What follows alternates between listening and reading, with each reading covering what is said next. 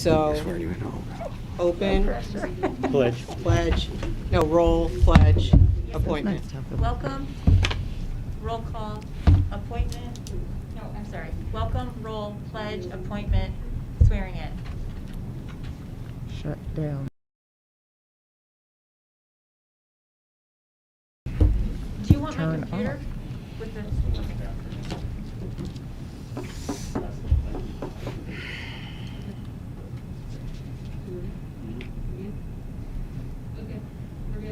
We're good?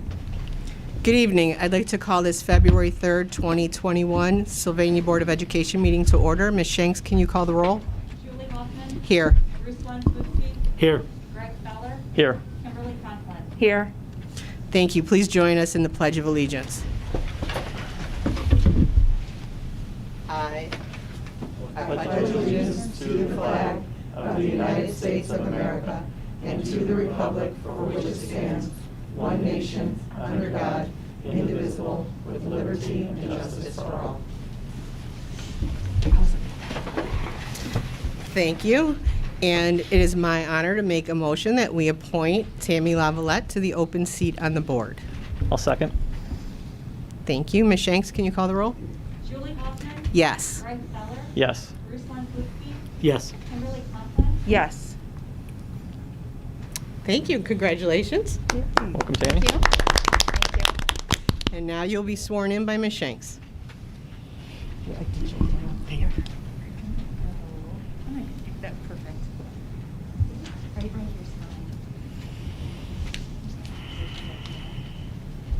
Do you solemnly swear that you will support the Constitution of the United States and the Constitution of the State of Ohio, and that you will faithfully and impartially discharge your duties as members of the Board of Education of Sylvania Schools, Lucas County, Ohio, to the best of your ability, and in accordance with the laws now in effect and hereafter to be enacted during your continuance in said office and until your successor is elected and qualified?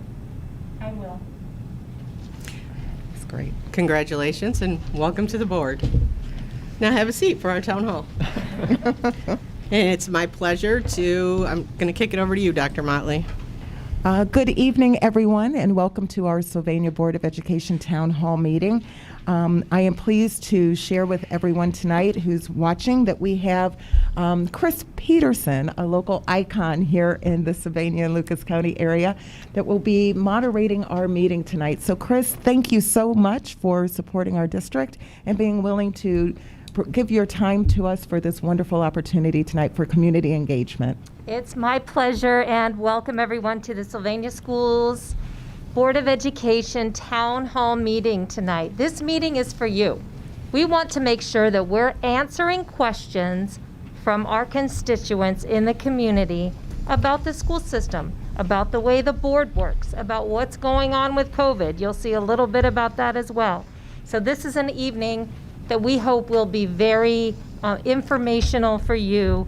We are answering questions tonight that have been submitted by many of our community members. So this is a night to get answers to those, and you will hear from all of our board members. In fact, we want to thank everyone who submitted questions to the board. Over 130 questions were submitted that cover a variety of topics. We're going to try to get to as many as we can. We have grouped them together. And also, Superintendent Dr. Motley will address questions related to the COVID-19 pandemic and the reopening of our schools in Sylvania. So you will get a little bit of that. I have a printed list of the questions, which I will be directing to our panelists, and we'll be giving questions to each board member. So you'll hear from each of them. You won't hear from each of them on each topic, however.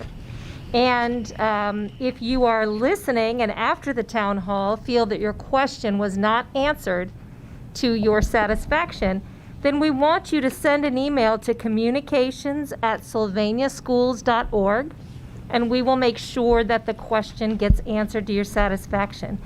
In addition, although we did want to address all of the questions received, we only have 2 hours tonight, so I don't think we're going to get to all 130. But we're going to try to get to the bulk of them that we can tonight. And our board members are committed to a transparent culture here in Sylvania. and they would like to have these town halls more frequently. So it won't be your last time or your last chance to be able to ask them. As you can see, we are wearing our masks. We are socially distanced here, even though we are in the same room here today. And we're trying very hard to make sure that you can hear us. We are trusting that if there is a problem, we will find out on the live feed. You will make a comment that you can't hear one of us when we're talking. We'll try to make some adjustments, but we're really trying to keep safe here tonight. Also, any questions that were not addressed this evening will be put into an FAQ that will be posted on the Sylvania Schools website. On our panel this evening, you have seen our board members, Julie Hoffman, President of the Board of Education, Greg Feller, Vice President of the Board, Ruslan Slutsky, Kim Conklin, and our newest board member who was just sworn in, Tammy Levelette. Dan Greenberg is also joining us here tonight. He's President of the Sylvania Education Association, and we're pleased to have Stella Weimer with us here tonight as well. She's the Sylvania Schools President of the Ohio Association of Public Schools Employees. So we're well represented here tonight from the district. So I want to start with our board members, and I'm going to put our newest board member, Tammy, on the spot first. I want to know why all of you wanted to be on the Sylvania Board of Education. And since you are our newest member, we're going to start with you, Tammy. I've found, so my husband and I moved to Sylvania in 2008, and right before our oldest child started kindergarten. And I found the school district to just be, provide amazing opportunities for my children. And I've thought about doing this for years, or running, or trying to be involved with the school board. As my children have gotten older, I have more time, and I would really like to serve this community and try to do what I can to continue the excellence that I feel like Sylvania schools provide. Awesome. Great to have you. Kim Thank you. Conklin is next. Very similar to Tammy, I've actually been living in Sylvania since 1998. It's a community that I really enjoy being a part of. My kids have been in school since probably about 2013, and I really wanted to start getting involved and being a part of the community, and I enjoy it.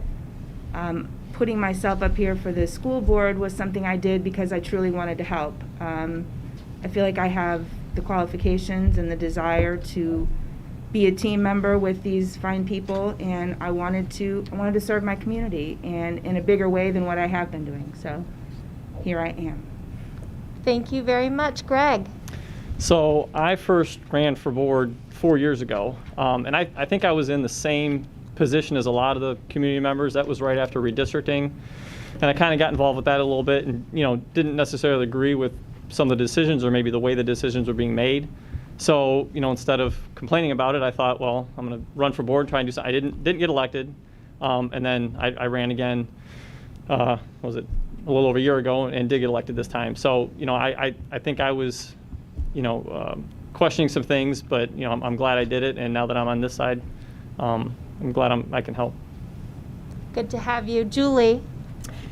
I guess for me, I had been really active in my kids' education as they were going through Sylvania schools, on the parent organization and in their classrooms. And in my career, I was doing a lot of work as a guardian ad litem with abused and neglected kids. And there's a plaque that hangs in my house that says, in 100 years, it won't matter what kind of car you drove, what kind of house you lived in. It'll matter that you made a difference in the life of a child. So when the opportunity to run for the board came up, I thought, well, this is a bigger scale on which I could help make a difference for it. Awesome. And you've been here a long time. How long? Since 2010. Our seasoned veteran, Julia Hoffman. So the old one is what you're saying. I do think I'm the oldest member. I said also. seasoned veteran. That's what I said. Thank you very much for that thoughtful answer. Ruslan. Good evening, everyone. I've been involved in education for quite a long time, and one of my big interests was trying to serve my community more closely at the local level.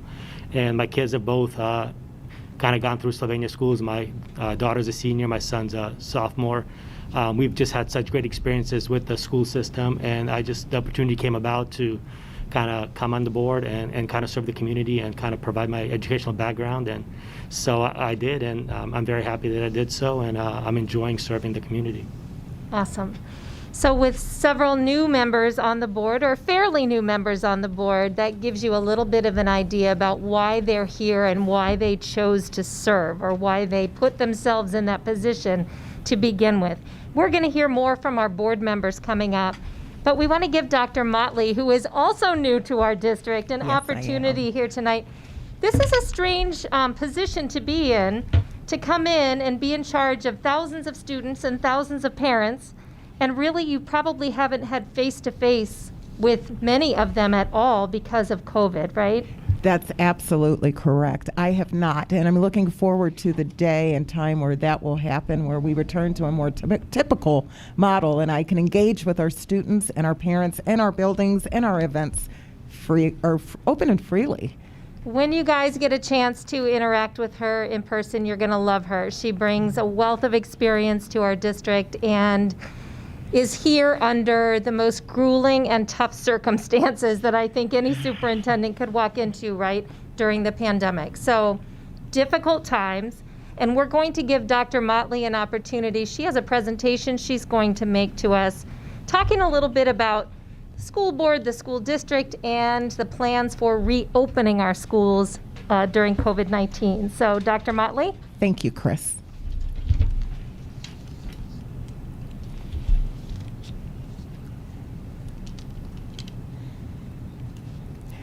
Good evening, everyone, once again, and welcome to our town hall. Tonight's objective is to share with the community and to increase the understanding of the role and the responsibilities of our school board.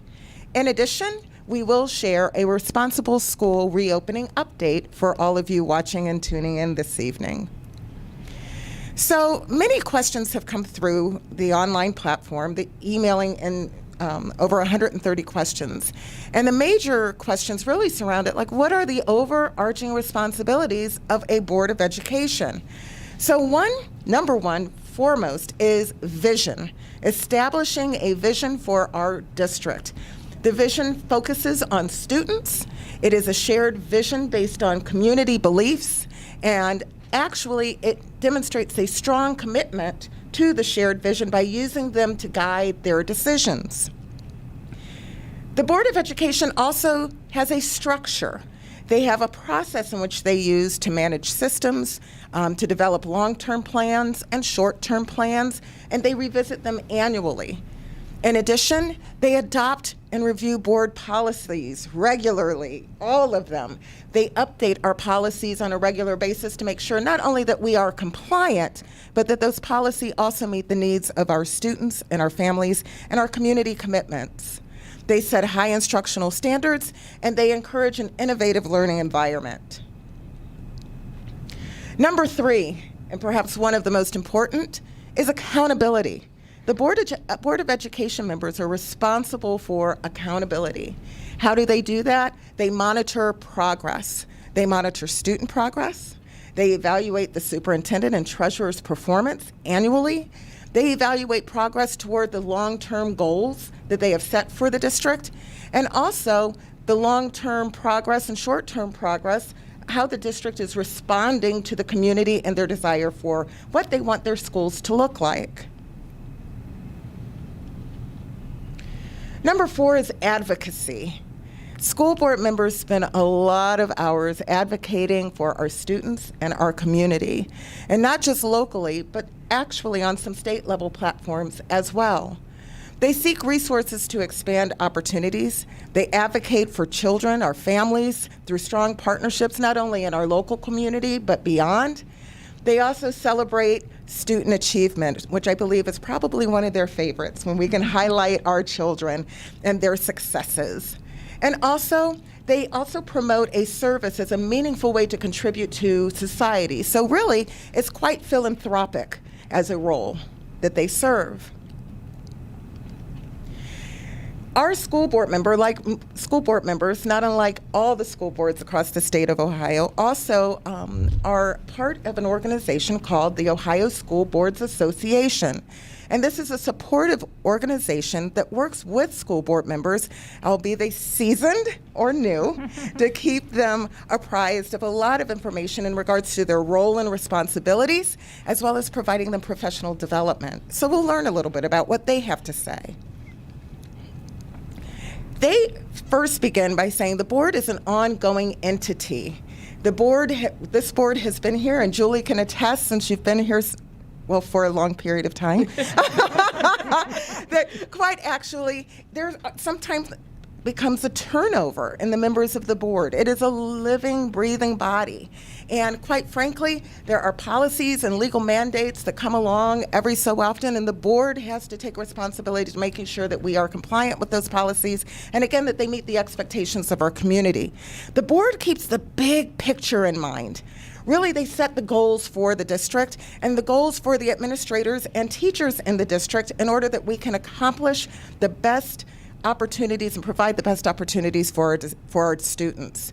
It's important for the board to focus all their decisions on what's best for our children. Also, the board acts in the best interest of the district as a whole. They are typically elected officials, and they really maintain a pulse on the community, our clients, our customers. They bring that community focus and community voice to the table, and they focus on what is best for the greatest good of the district and the community and our students. They also take an objective look at the pros and cons of potential decisions. It's their job to actually ask administrators, what is going to be good about this? What do we have to be concerned about? Will this work? What will it look like? They are our accountability system. It's their job to ask the difficult questions, and they do because they have the best interest of our students in mind. The board also develops good working relationships with other fellow board members, and they are really only a function of the board when they are all together. They only have the authority when all 5 board members, or 4, which we had for a brief moment in time, actually incorporate a body in a legal meeting, which are our board meetings, and we'll talk a little bit about that as well. Board members listen and observe before passing judgment, and they seek to understand other points of view, and they always work toward consensus. Finally, as I mentioned previously, the board asks good questions. And they ask about consequences of our decisions or recommendations. They ask, how will it negatively impact the students? How will this action or initiative benefit all students? They take the big picture and make sure that our district is working toward accomplishing the goals and results that are set forth by the overarching goal. They have far-reaching effects, and they realize their decisions are long-term and have far-reaching effects on the district and our students. Finally, the board also makes decisions that are well thought out and reflect the greatest good principle that are absolutely responsible and in the best interest of our students. So what does a board member do? Well, quite frankly, once they've met the qualifications, and as Tammy, being the new member of our board, nominated or interviewed and selected, they are officially sworn in, and then their job begins. Again, they work as a collective body that sets goals, they'll establish policies, and most importantly, their job is to really seek out a superintendent and the school treasurer, and then hold them, which is me, Lisa, accountable and managing the schools in accordance to the board's policies. What other things do our board members do? Well, there's a list. They adopt our curriculum, they help us establish budgets, they engage parents. There's a host, which you can see on the slide, a host of responsibilities that they partake in. In addition, they serve on a variety of committees, from our labor management committees, from our community partnership committees, CIC, the Recreation Board, a number of committees that really give us a presence across the district. Also, public relations. Board members do a lot of public relations. If it's at Kroger in the aisle with the potato chips, or if it's just taking a walk through the park and you have a parent or a community member who has a question about our schools, board members really engage our community and are really available 24/7 if they're stopped and asked a question about our schools. They also listen when they're in the community. They also receive ongoing information about legislation, and that's their job also to share that information with the public. So what does a board member not do? Sometimes there's a lot of confusion around this because sometimes I think a lot of the community believes that you have a lot more reach or far-reaching jurisdiction than you really do. Actually, they are a policy-making body. They are members of the chief advisors of the superintendent and really the treasurer. They do not manage the day-to-day operations of a school district. They see it as, well, their purpose is to make sure we're doing our jobs and holding us accountable. Board members do not evaluate staff other than the superintendent and the treasurer. And board members are often consulted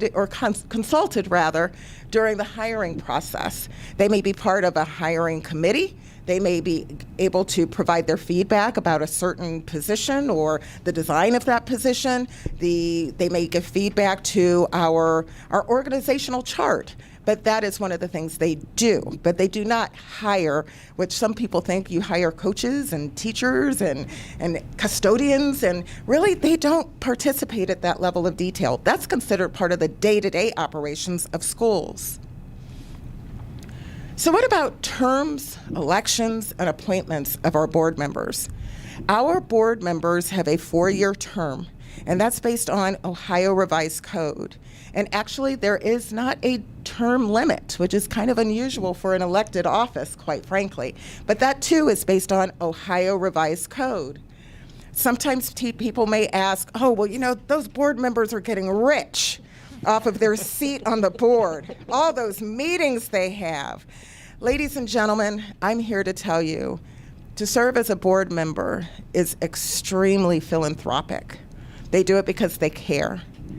They make $125 per meeting, up to a maximum of 20 meetings. If we have 40 meetings, they don't get more money. And I will tell you, under COVID, there were more than 20 meetings. There were times where our board would meet once a week, twice a week. I think we met on a Sunday at one time, a Saturday. Lots and lots of meetings. But there is a maximum payment that they can receive, which is altogether $2,500. So I don't think that's going into any special fund of some sort, but it is very philanthropic, the work that they do for our students and our community. So for board members that are selected by an interview process, this is a very good question because, as it was mentioned earlier by Chris, we do have some new members on the board. And when a position is vacated, the term is actually determined by the seat that's open. So, for example, Ms. Conklin, you joined us in November, and I believe we chatted a little bit about this today. She will run in a special election this fall. If she wins, she will be able to complete the 2 years of her term, and then she'll have to run again. So it actually depends on what seat you are filling and what seat which is open, which determines how that works and how long that member is actually serving on the board.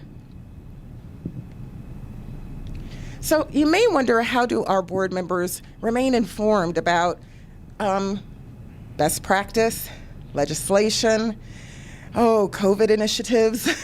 What does that look like? Well, I will tell you, they have an opportunity and access to a number of professional development opportunities down at OSBA, which is the Ohio School Boards Association.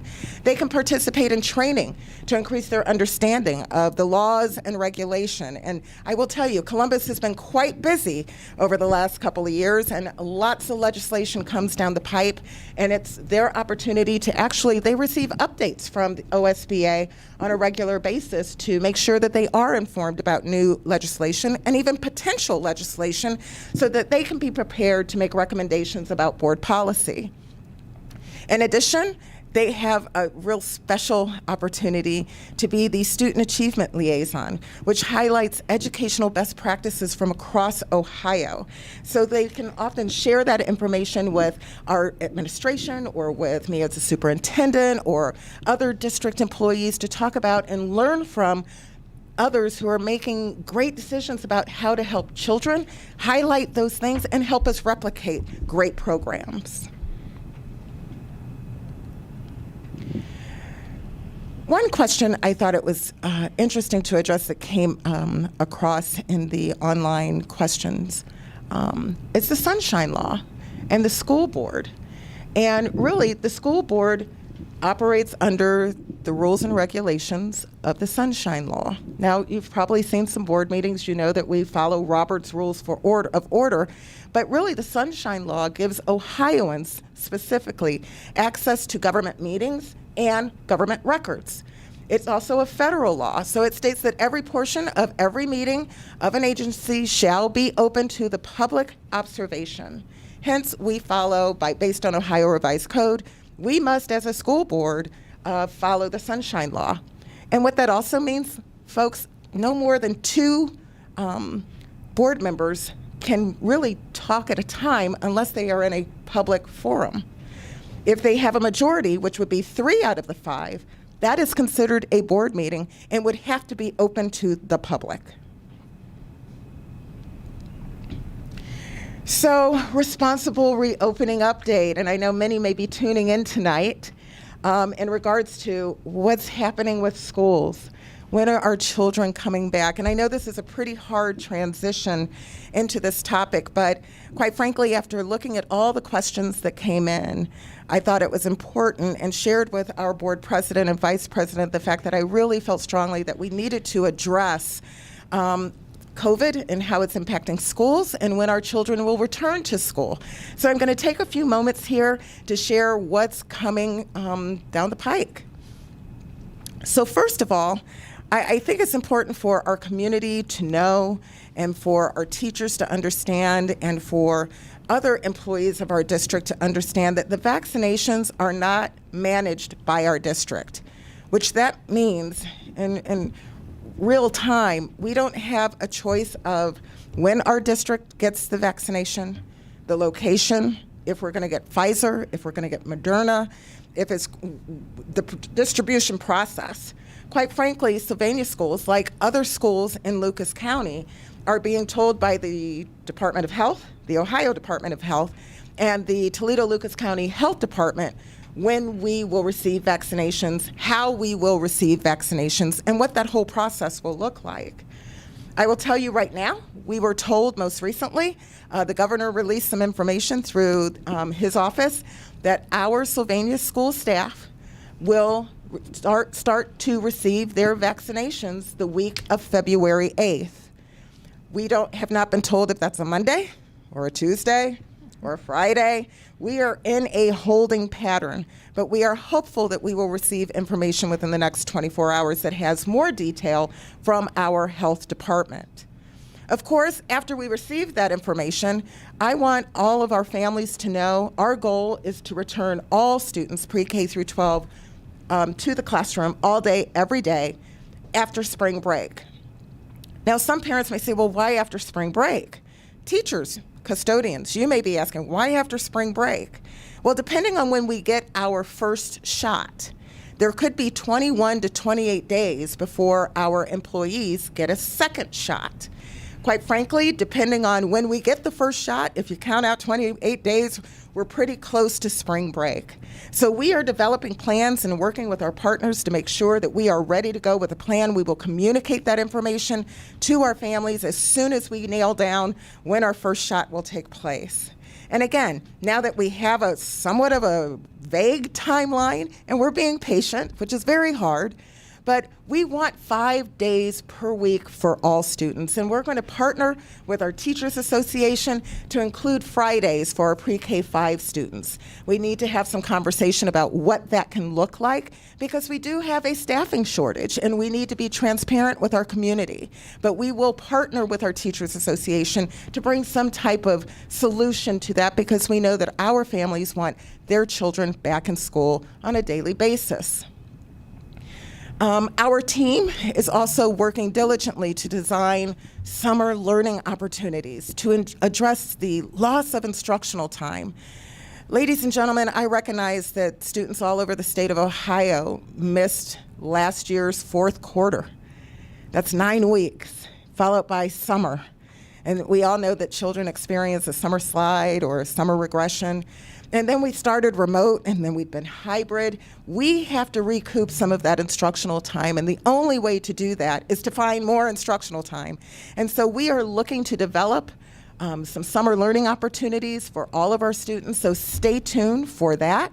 And in addition, I want our families to know, for those that still, after the vaccine has been distributed to our employees and different tiers of our community, we found it quite valuable to have SALA this year, and we've received quite a bit of feedback.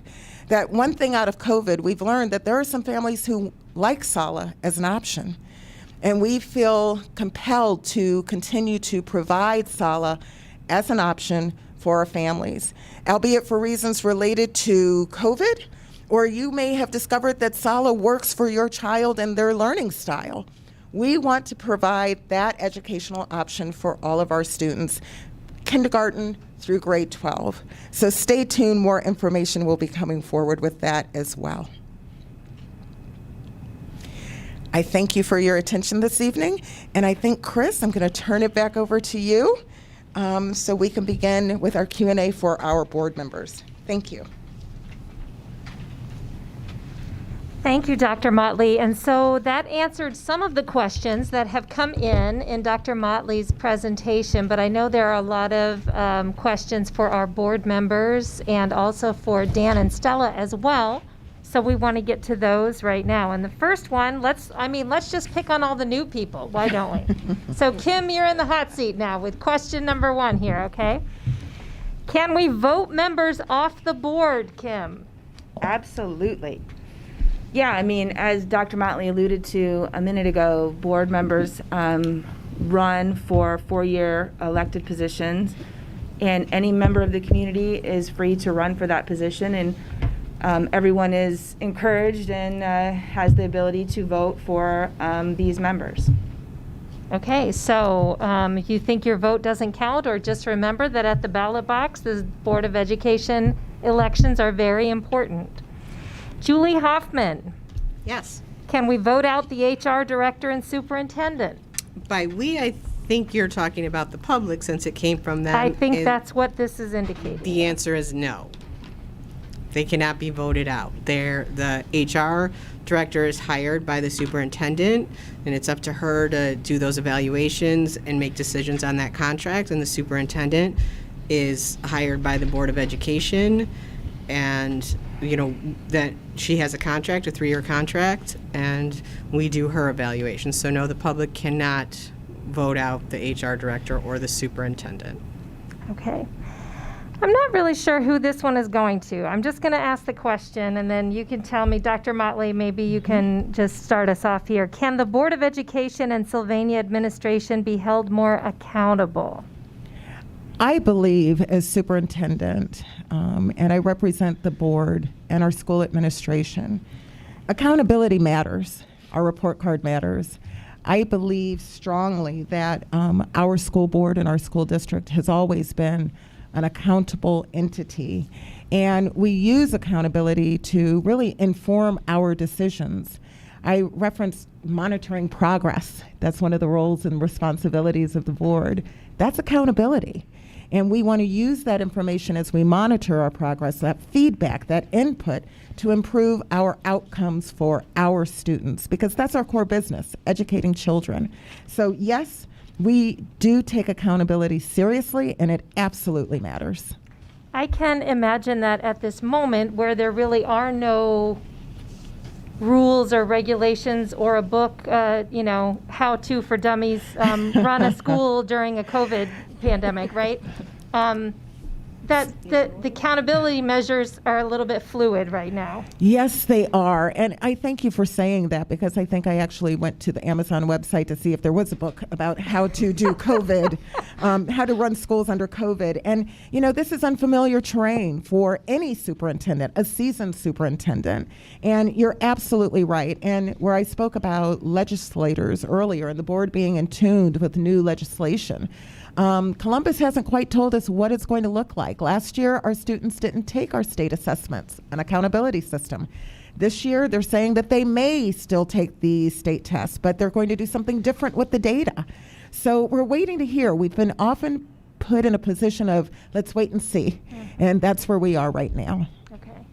So getting back to a more normal school day, getting back to a more normal life that we are used to living will help those accountability measures be put into place a little bit better. Absolutely. I think what's key, Chris, is that we will be able to return to typical business where our focus is on teaching and learning and not mitigating strategies and plexiglass.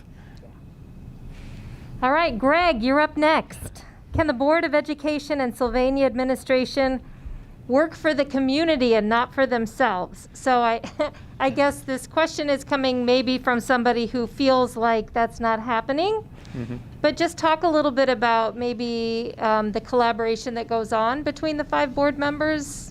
Sure. The answer to the question is yes. I do believe we can, and I do believe we do work for the community. And I kind of get the sentiment of the question because, like I alluded to earlier, I think I was kind of in that same spot 4 years ago when I decided to run for board. I kind of had a preconceived notion of how the board operated and kind of what was going on. But I can tell you, being on this side of the table now and working with these board members here, I firmly believe that all of us have the best interest of our students and our community at heart. We collaborate a lot, we talk a lot, and I just don't believe that anybody up here has any personal agendas or personal motivations. And we all of us serve on different committees or organizations in the community, like SCAT, SAGEARD, Sylvania Rec, Sylvania CIC, and others. So, we're kind of out there in the community.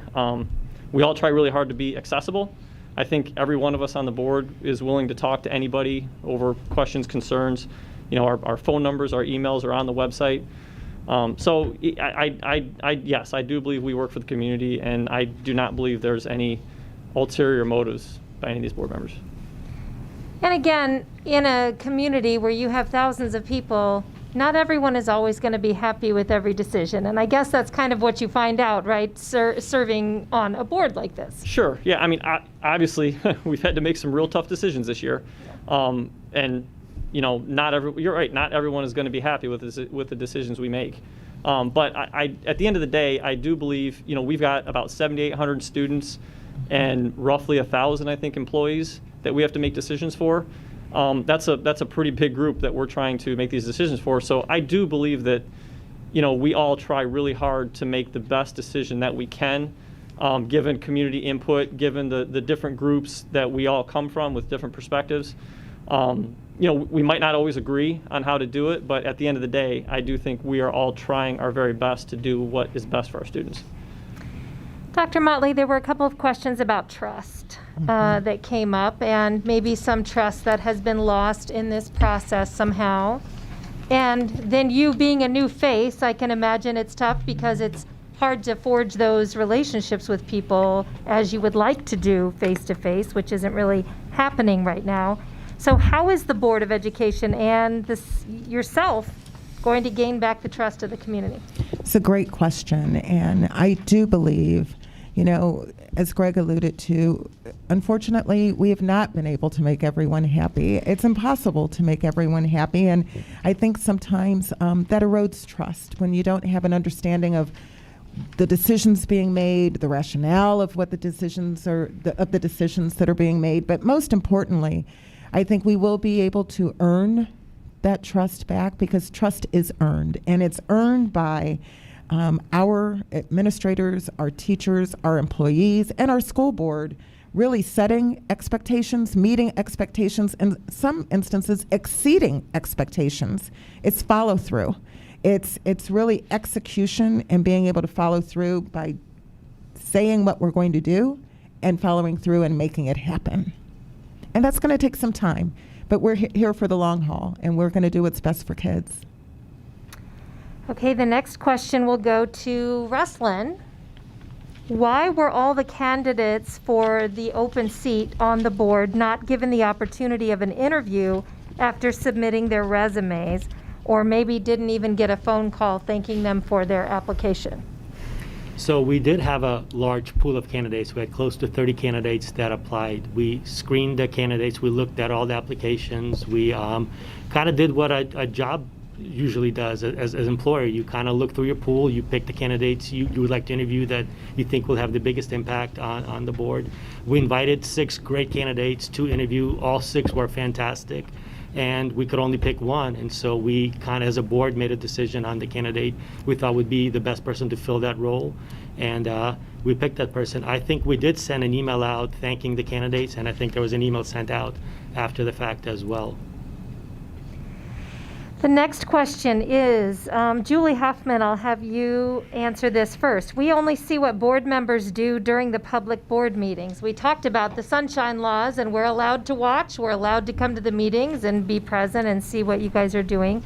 What happens between meetings? What are you all doing? And can you help us understand what it's like to be a board member? Sure. So 2 things. First of all 5 of us do have full-time jobs.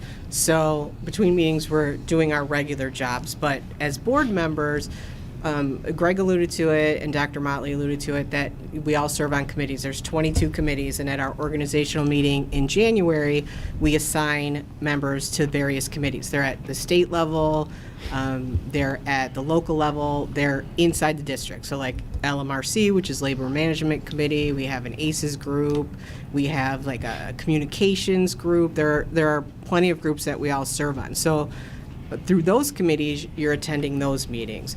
We're also answering emails, phone calls. One of my favorite things to do pre-COVID is, if we get invited to classrooms to see what's going on there, or, other events where there are students, those are those feel-good moments, because a lot of being a school board member is getting complaints. People generally contact you when they're frustrated or they're unhappy. So graduation, science fairs, gate fairs, we do those things, public relations. Advise Dr. Motley, as president this year, I probably talk to her sometimes several times a day. She's running something by me, or, I get a phone call about something and I talk to her. When there are things that have to be shared with other board members, where she needs, where are we? I might call the other board members, or I'll call Greg and we can split that up. It's like another full-time job often. It's very rewarding, but, I talk to, Dan Greenberg, or I'll, talk to Lisa. We're all, gathering information, maybe studying, emails that we get from OSBA. So, it's a lot of those things. I will just say, I've been friends with Julie for a long time. I don't think there's ever a time I'm with you that you don't get a phone call or a text or an email from somebody asking you a school question, right? Yes. Show of hands, how many of you routinely get emails, texts, and calls from your constituents? Well, Yes. Tammy, yours are coming, girl. They're coming. And I said that, one of those things, she alluded to Kroger. I don't know the last time I've been in a grocery store where I haven't been stopped by somebody. And I'm happy to be stopped. I'm Right. always happy to answer questions. I'm always happy to answer my phone. But, sometimes I run to Kroger, like my hair in a bun. I got to just grab one thing. Can I do it without being seen? And inevitably, you get stopped, which is fine, because that's what we're there for. Right. If you see us, talk to us. And, and that's part of the pleasure also, right? I mean, Yes. you're here to serve people in the community. And so it's part of the pleasure of being able to have the responsibility of being a board member to get that feedback and to see ways, because people have good ideas in the community too, don't they? They do. Yes, absolutely. Yeah. Dr. Motley, were you going to speak to that as well? Absolutely. Do you see what these people are doing in between meetings? Absolutely. And usually I'm the one also sending emails at all times of the day and text messages and touching base with them. And it is endless work. It is endless dedication that they have. They speak with Stella. They attend LMRC meetings with our OPSI employees, the numerous committees, and Julie's right. Sometimes I talk to her 2 or 3 times a day, several times a week, on the weekends, truly devoted, and that's what it looks like during the week. They also serve SSPO, which is one of our parent organizations, and I think they're on this Friday. They're the panel. A couple of them are panelists for that group meeting, so absolutely involved throughout our district in a variety of ways. And so is there a protocol for when I, as a parent in Sylvania, should be calling a school board member about something versus when I should be calling maybe a principal or somebody in the administration? Mm-hmm. Absolutely. You know, as Julie said, she's accessible. She will answer the phone. She will respond to an email. But I think really it's about if you have a concern, we would like to encourage our family members, our parents, if you have a concern, or our employees. You may want to start first with your building administrator or your supervisor that may be closest to the situation to address the issue. However, if you don't get an answer, give me a call, give the board member a call so they can direct you in the right place to go to get the answer and to find resolution to that problem. But, you know, candidly, our board members are public officials. So they work for the public. They are accessible to the public. They're for you, ladies and gentlemen, and families, and that's their role. So feel free to reach out to them if you have a concern. But also, I encourage folks to start with where the issue or concern may be, and then work your way up that way as well. Julie. And we do have a little bit of a different role being elected officials. So, of course, people are welcome to contact us at any time. And I've been contacted for a lot of reasons over the last 10 years. But I'll give it, sometimes people might email, and if Dr. Motley's included and board members are included, if I see that she's responded and she is handling it, or Tim Zierop, our assistant superintendent, is handling it, then I will not respond because I trust that it's being taken care of. And oftentimes when, you know, people contact us, we direct them in the right where to go. We say, okay, who have you talked to? You know, start with the teacher or the principal, a building administrator. I can't say how many people to Tim Zierop, who's our assistant superintendent. I would say he's great, he'll help you, try to call him. So oftentimes people just don't know who to contact when they're frustrated. So, you know, we'll of course take the calls and try to guide them in the right direction. And I always tell people, you know, here's who you talk to, and, you know, if you run into a wall, call me. And they almost never have to call me back. Well, and just like a board is a living, breathing organism, right? There's new members coming on and off all the time. Same thing with administrators, same thing with building principals and teachers and that sort of thing. So sometimes it may just be that they need to be pointed to the right person in that case. Okay, let's get Stella and Dan involved in the fun over here. Somebody asked, I'd like the administration and the union to clarify to the public that the union never had a say in what color plan the schools are on or advocated for a certain color. So I suppose you understand what that means. Dan, let's start with you. Some tricky lingo there, yes, the color plans, and glad to have the opportunity to address this. Kind of like when we started the meeting and Dr. Motley mentioned the different roles that board members play versus administrators, a superintendent, a treasurer, how those roles are divided out, and it kind of makes me think about it with this question as well. There are roles, both the administration and the unions, that we had to go through this summer as we tried to talk about reopening schools.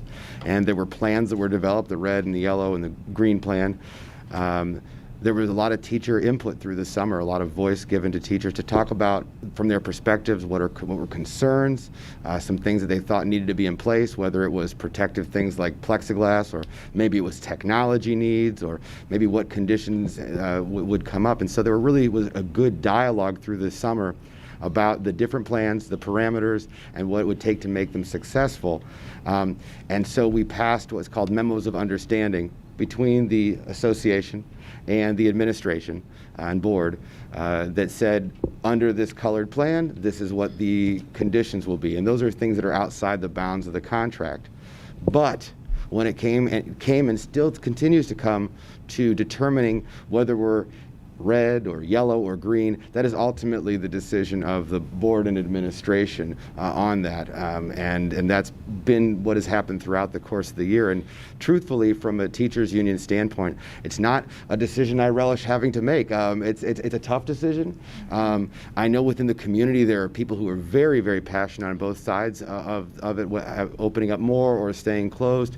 And it's the same within the teacher membership across the district. I'll have somebody as a teacher who will call me and we'll have a conversation, and they'll be very passionate about working remotely. And then I'll have another conversation with someone 5 minutes later who is just as passionate about why we need to open more and have that done. So I'm glad to advocate for teachers across the district, but ultimately the decision about how we open and what time frame and what that looks like is a board and administrative decision. The color coding, buck stops with you pretty much on that one, right, Veronica? This is correct. Yeah. It is. Ultimately, the buck stops with me. It's my decision. I make recommendations. But the good thing about my decisions and recommendations is I don't make those decisions in isolation. I speak with Stella. I speak with Dan. We collaborate. I want to know the pulse of our teachers. I want to know the pulse of our custodians and our support staff. I want to make an informed decision. But ultimately, it's my job, under my leadership, my skill set, to go to the board with a recommendation to say it's time to go yellow, it's time to go green. And quite frankly, what we also experienced this year is sometimes we're told when we're going to go red and not have a choice. Right. So we follow suit with that. Yeah, so that comes from the state in some cases, Absolutely. guidelines, right? Stella, did you feel like your group was well represented with their opinions and feelings about what was happening? Yes. We sent out surveys, kind of get everybody's feelings on restarting. Veronica came to us to see, for me, I have different classifications. How's the cafeteria going to serve? How's the custodians going to clean? How's the bus drivers? How are you going to get all those kids on there at a social distancing? All those things were discussed. But as for advocating one color or another, no, we did not. And to have a say, no. And we again, had input, but yeah. not a say. And you have a large group. I imagine Yes. that you probably have a lot of different feelings and emotions within your group about, what is the right thing to do. Right. I don't think anybody, again, there's no concrete plan for what is the right thing to do right now. Right. But also, I'm so glad to have you sitting here today because I know you had COVID and this was I tough for you. Can you just It talk was. about that just a little bit, your experience? Yes. I got COVID beginning of December. I was here at work. I had a cough at the end of the day, which I didn't have at the beginning, but I was changing filters, so I just thought it was kind of, dust in the air. The next day I had a fever. It just hit me hard and fast. I was homesick for 9 days, was in the hospital for 4, at home care for another 6, out for a month, still got appointments, got to go see the lung doctor, got to go see the heart doctor, just to see if there's any lingering effects from it.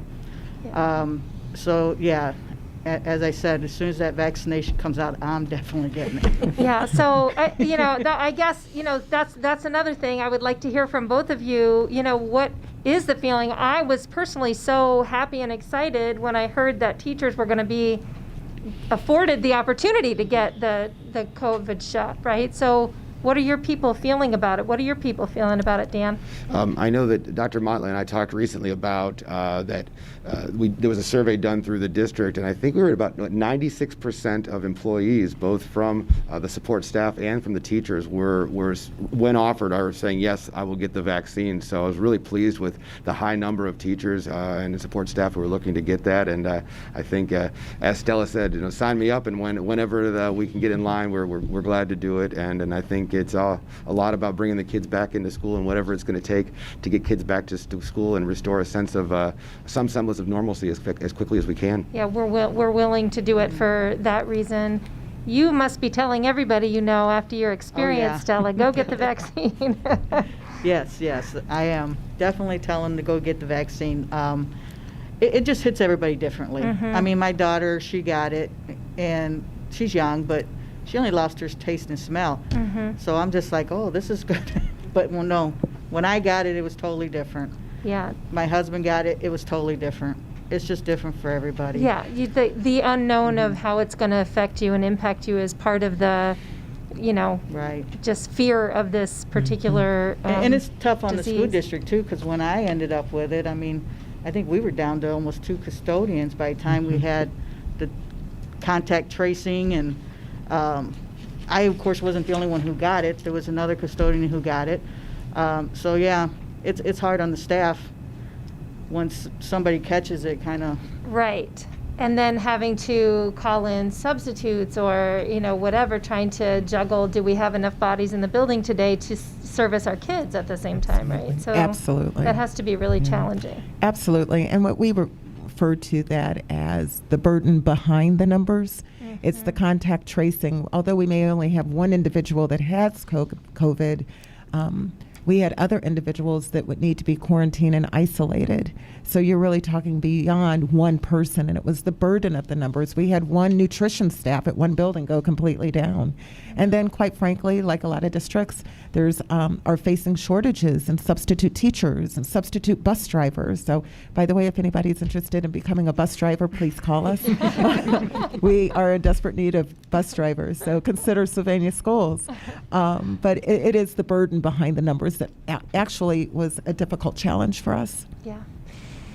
Let's talk about kind of assessing what has happened, because there was a question from a parent who says, I'm curious to know if the board or administration is considering a parent survey in which you can survey how their junior high and high school students are faring during the hybrid plan. The answer is yes, we are. We want to hear from our parents about the hybrid plan, what worked, what went well, and where were our challenges and room for improvement. And we will use that information, quite frankly, to design future programs. One being our summer learning opportunities. One, what feedback can we gain about improving SALA? We have had wonderful feedback, but I'm of the belief of continuous improvement. So definitely we will be doing a survey to hear from our parents. Good, okay. I'm assuming those results will be publicized Absolutely. to everyone. Okay. Absolutely. Dan, let's go back to you. We kind of heard the process for becoming a school board member, and when someone leaves, how you replace that person on the board. As far as you are concerned, what is the process for renegotiating the teacher and support staff contracts? Who's involved? I believe you have just reached a new deal, right? A new agreement? Very, very close to Very being. close, Yes. good, okay. Yes, and I want to start out by acknowledging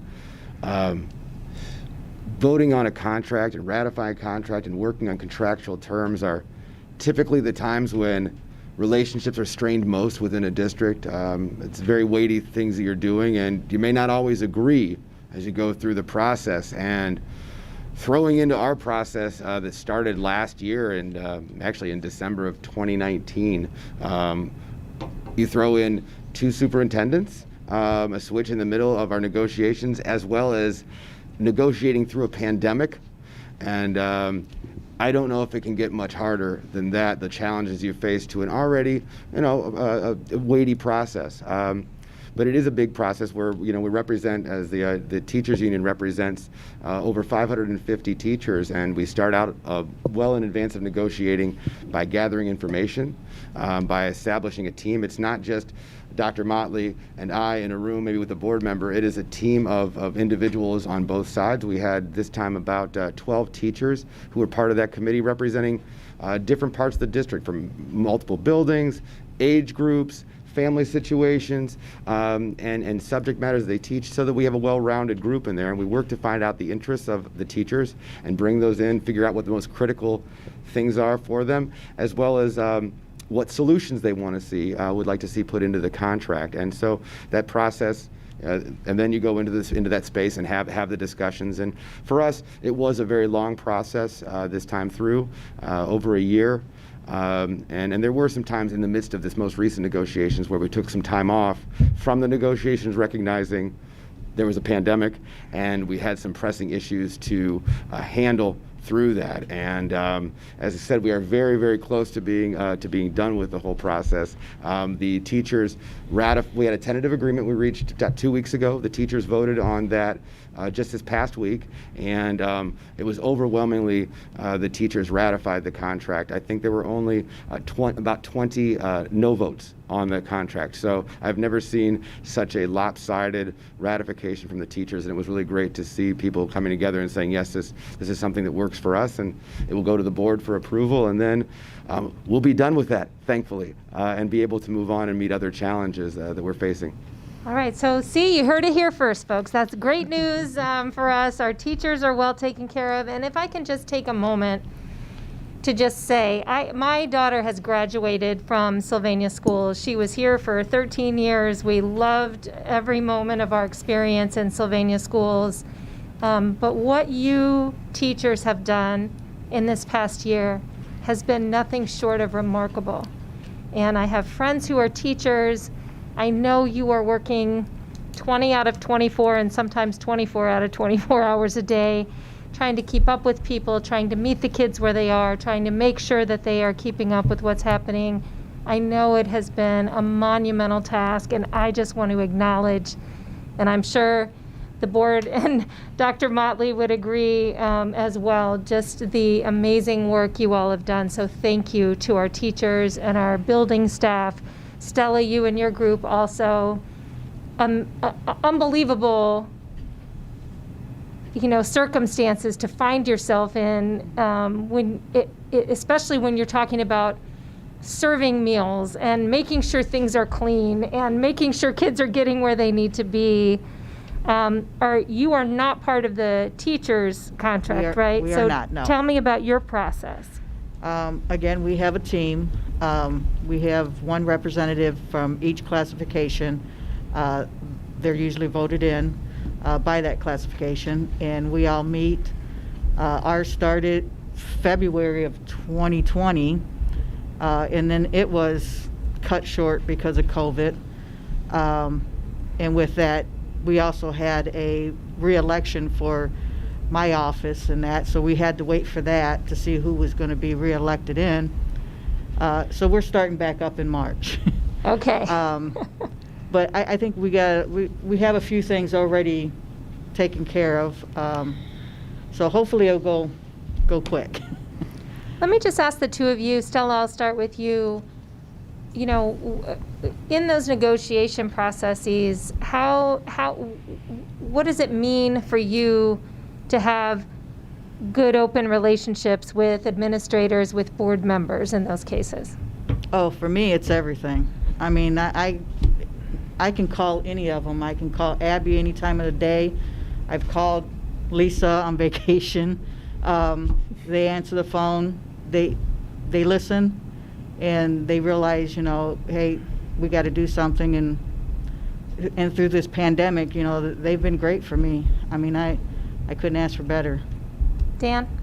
Yeah, I think trust and relationships is so pretty critically important to the process. But there's things that you'll be able to reach some agreements on, and some things that you come to the right wording on, and there's some things you have to say, like, let's trust in each other and know that even if it's not something that is outlined in provisions of a contract, that we can continue to work together and continue to work on things. So that's everything to what we're doing. And again, it's been incredibly difficult with all the pieces that have been going on and how things have been changing. But like I said, I think that we're going to work on building relationships and moving forward, and not having the contract as a piece that is right in front of us that we're having to deal with first and foremost. It's done, and we can move on to the relationship building and the trust building. Right. Any of the board members want to talk about, say anything about the teachers or the negotiation process or anything? I don't know who all has been involved. I mean, I think to echo what you said, I don't think any of us can say it better than you did, how thankful we are for the insurmountable task of our teachers and our staff. I mean, our cafeteria workers and our OPSI workers, when kids were home, making sure that food was getting to the homes where it needed to go. And I mean, they handled it, it looked like with ease to us, So we're incredibly thankful, and our teachers, like I think you said it best, meeting kids where they are at all different levels and trying to do it through a screen. I can't even begin to fathom trying to teach kindergartners or second Right. graders or calculus or any of that through a screen, and they did it so well. Our seasoned teachers, our new teachers, I mean, they're just incredible. I mean, we're not supposed to speak for each other, but I think I can speak for this board when I say we were in awe of them. Yeah. Like, we are in awe of all of them, and we are so incredibly thankful that for the jobs they did and how hard they worked, and we just want them to know we saw it and we appreciate it, and we just are they have our deepest gratitude for what they've done. And the rest of the community as well. And shout out to all the parents out there who are Yeah. trying to do double duty at home, right? I'm Keep the s- kids on the computers and get your own work done. Can't imagine. And to the kids. And you to the know, kids. Because It's there are challenging. a lot of subjects that are probably really hard not to have face-to-face contact with a teacher to learn. And so, you know, kids, you've done a remarkable job too, and you know, I'm looking forward to hearing a plan for helping those who need a little bit of catch-up help coming up this summer. That'll be great. Kim Conklin, why does the board conduct interviews for replacement members in executive session rather than in a public forum? Well, I mean, the first reason is because when we're interviewing board members or applicants for a board position, we're following the Ohio Revised Code. And the Ohio Revised Code allows certain subjects to be held during an executive session, which is confidential. And interviewing board members and interviewing labor management relations are one of those reasons that we can go into executive sessions. So I think the first answer is because the Ohio Revised Code sets out that sort of parameter.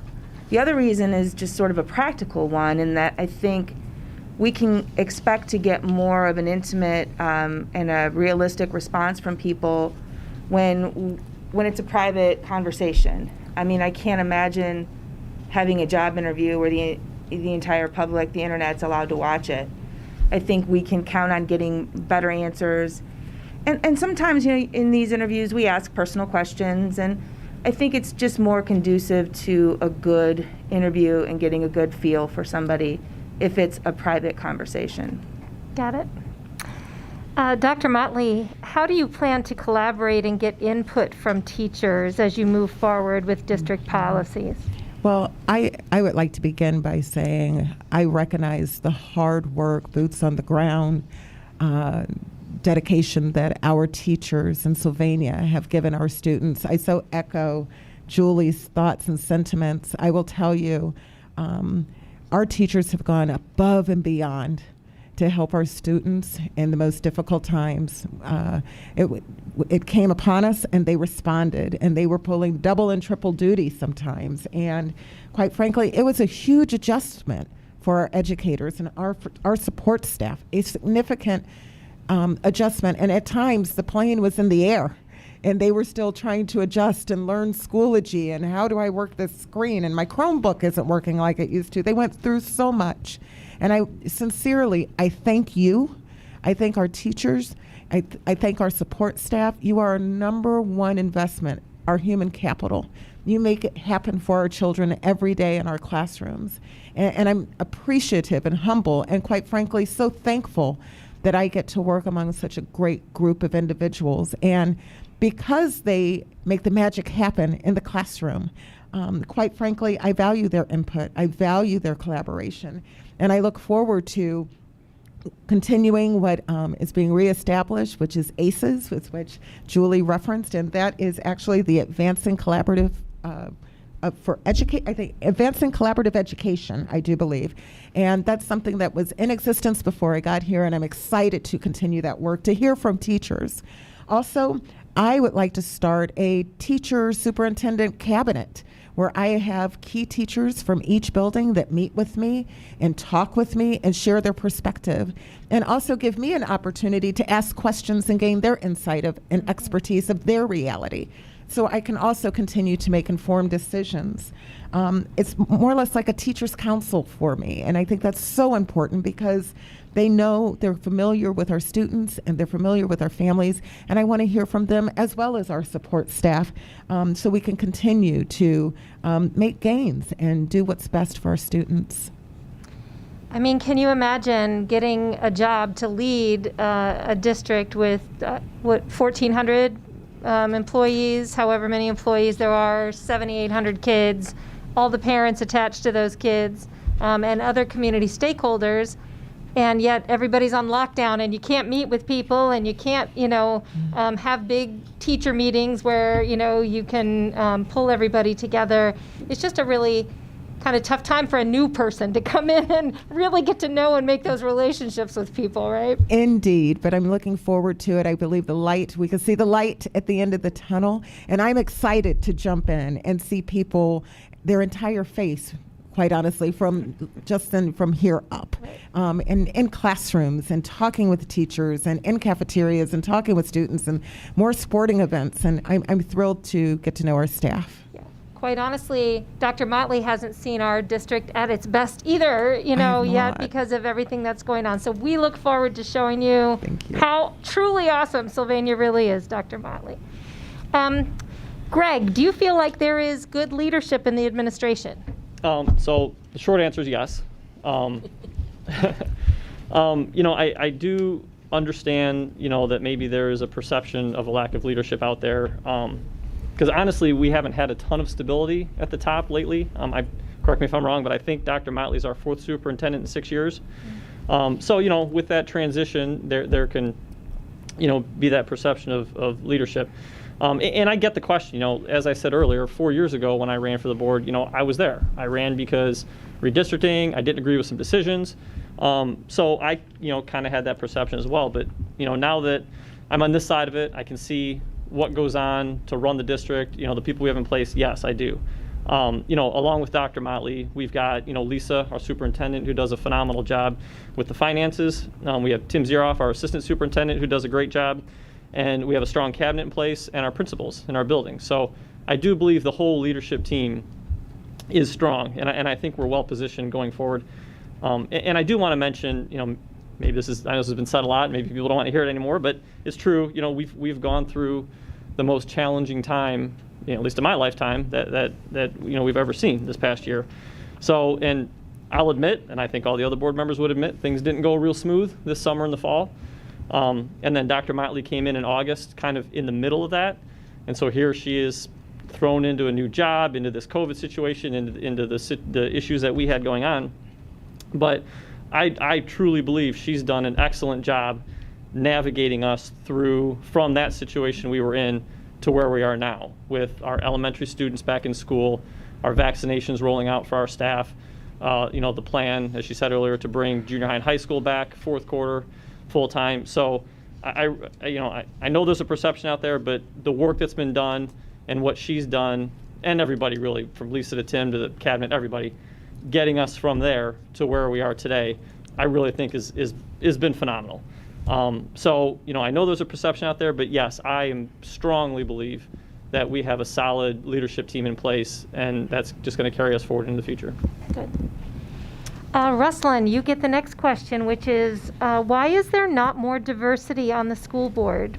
The last 2 hires have been 2 female attorneys, and this person says, and they do have great qualifications to be school board members, but they feel like greater diversity is required on the board. So these being elected positions, I think anyone can run for the board. And I think, if they get community support, and if anyone's interested from any diverse backgrounds, I encourage them to run in the November elections and hopefully get elected and get some support from the community to diversify the board. As far as the 2 folks that were selected from the last time, I think our duty as a board is to pick the best candidates that come forward. And we did have diverse candidates at both interviews that we've done the last 2 times. Great candidates. Kim and Tammy just simply were the best candidates that we selected. I don't think it matters that they're attorneys.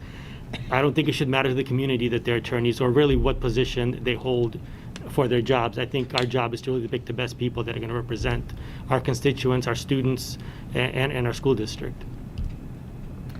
Chris, can I just Yes, add to please, that? Tammy. You just went through this process. I actually applied for the spot that Kim received in November, and I applauded their decision, honestly. Kim's wonderful. I tried to get him to pick her, but They really did. But when this vacancy became available, I wondered to myself whether, as an attorney, what kind of value would I bring to the board when there's already, when Kim just joined and there's also another attorney on the board.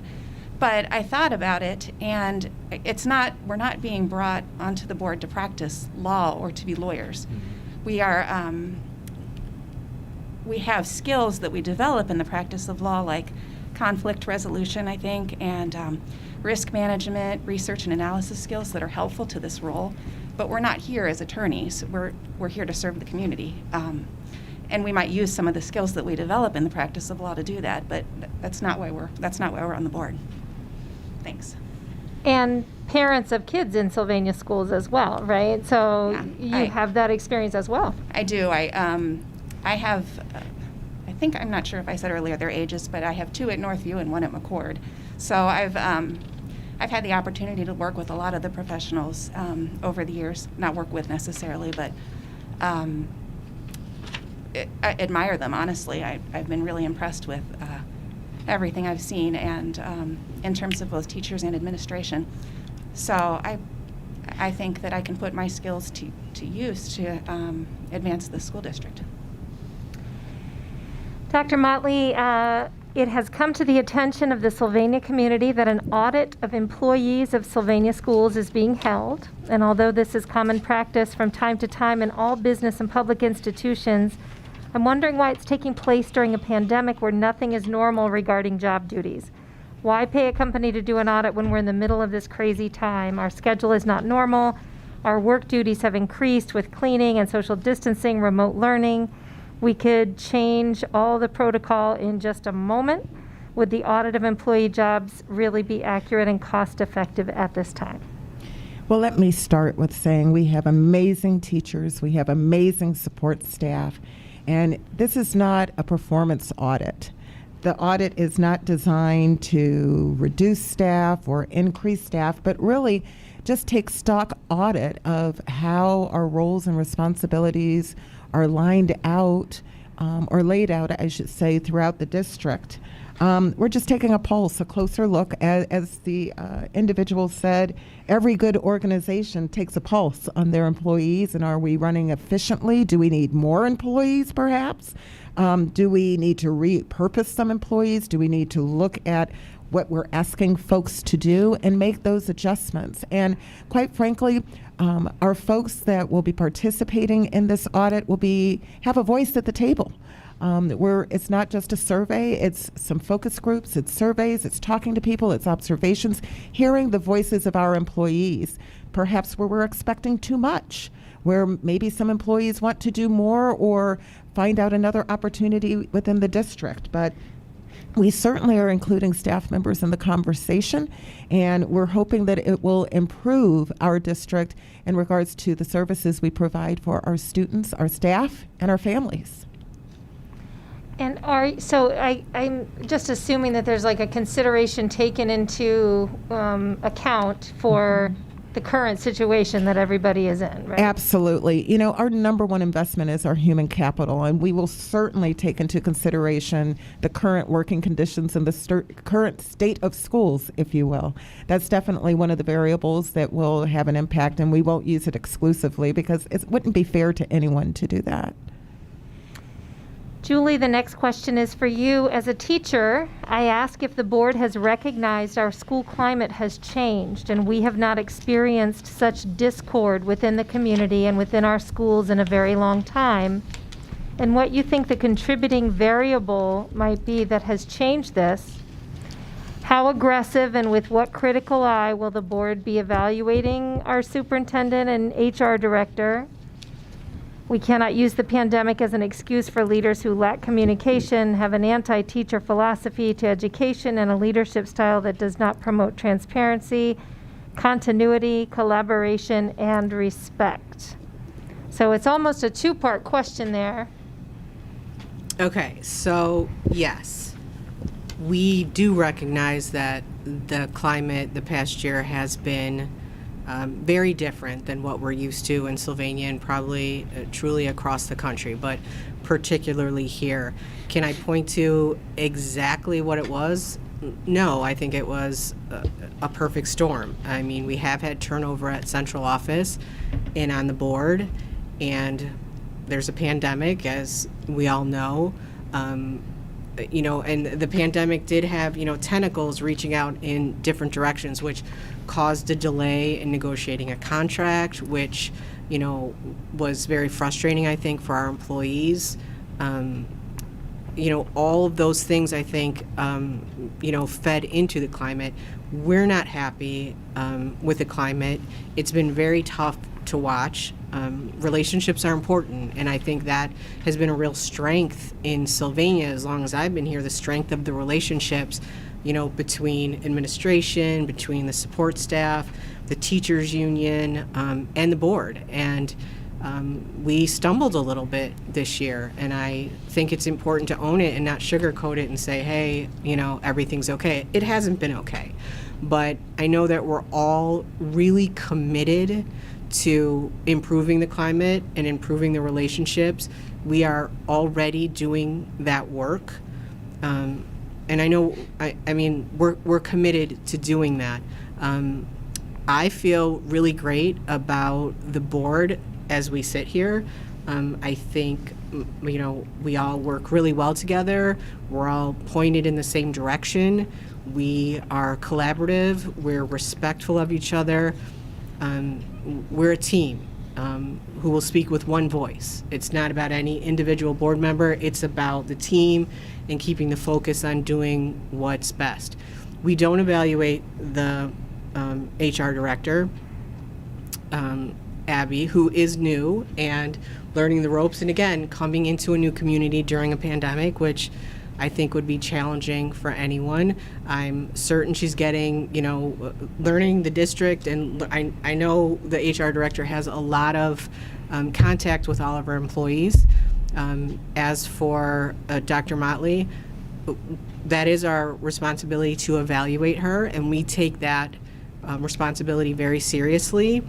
I want to make it really clear that when we hired Dr. Motley, we went through, when we're talking about all the different superintendents, one of them was Jane Spurgeon, and that was a very deliberate choice on the part of the board to hire her just for 1 year so we could take our time hiring the right person to lead the district, because we knew we needed that stability. And we spent the spring working with a search firm.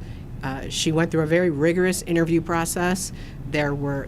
She interviewed with the board several times, with central office administrators, with building administrators, with teachers. Dan Greenberg was involved, Stella was involved, and we took all of their feedback, and community members, and we took all of that feedback, and she knocked it out of the park.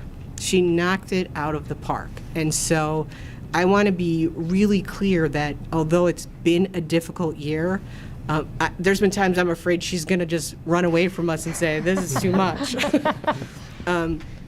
We have faith in her and in her ability to lead this district, and in her ability to work closely with all the leaders and all of the teachers and all of the support staff in this district, and lead us out of this pandemic and back to a better place and a better climate. And we're all committed to getting there.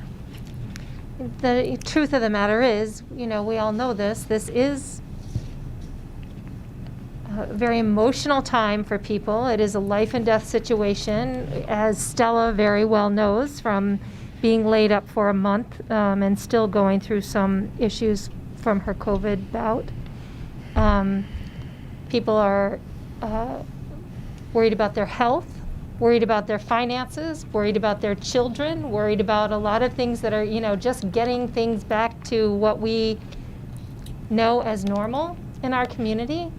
And all of those things, I think, make it, especially, everything kind of compounds, right? So Absolutely. We're kind of in the middle of that in Sylvania as well. And then it's, you know, someone that people haven't really had an opportunity to meet and know and grow to love, and before she's making these types of decisions. Same thing with Abby. Same thing with a couple of the board members as well, right? So Right. this Well, is and I think I'd like to point out, this isn't said enough. The Board of Education, the 5 members, are Dr. Motley's boss and Lisa Shank's boss. So she comes into a new situation. She's got 5 distinctly different people who she's got to manage, and we all have different opinions, and we're all giving her those opinions, and we're her bosses.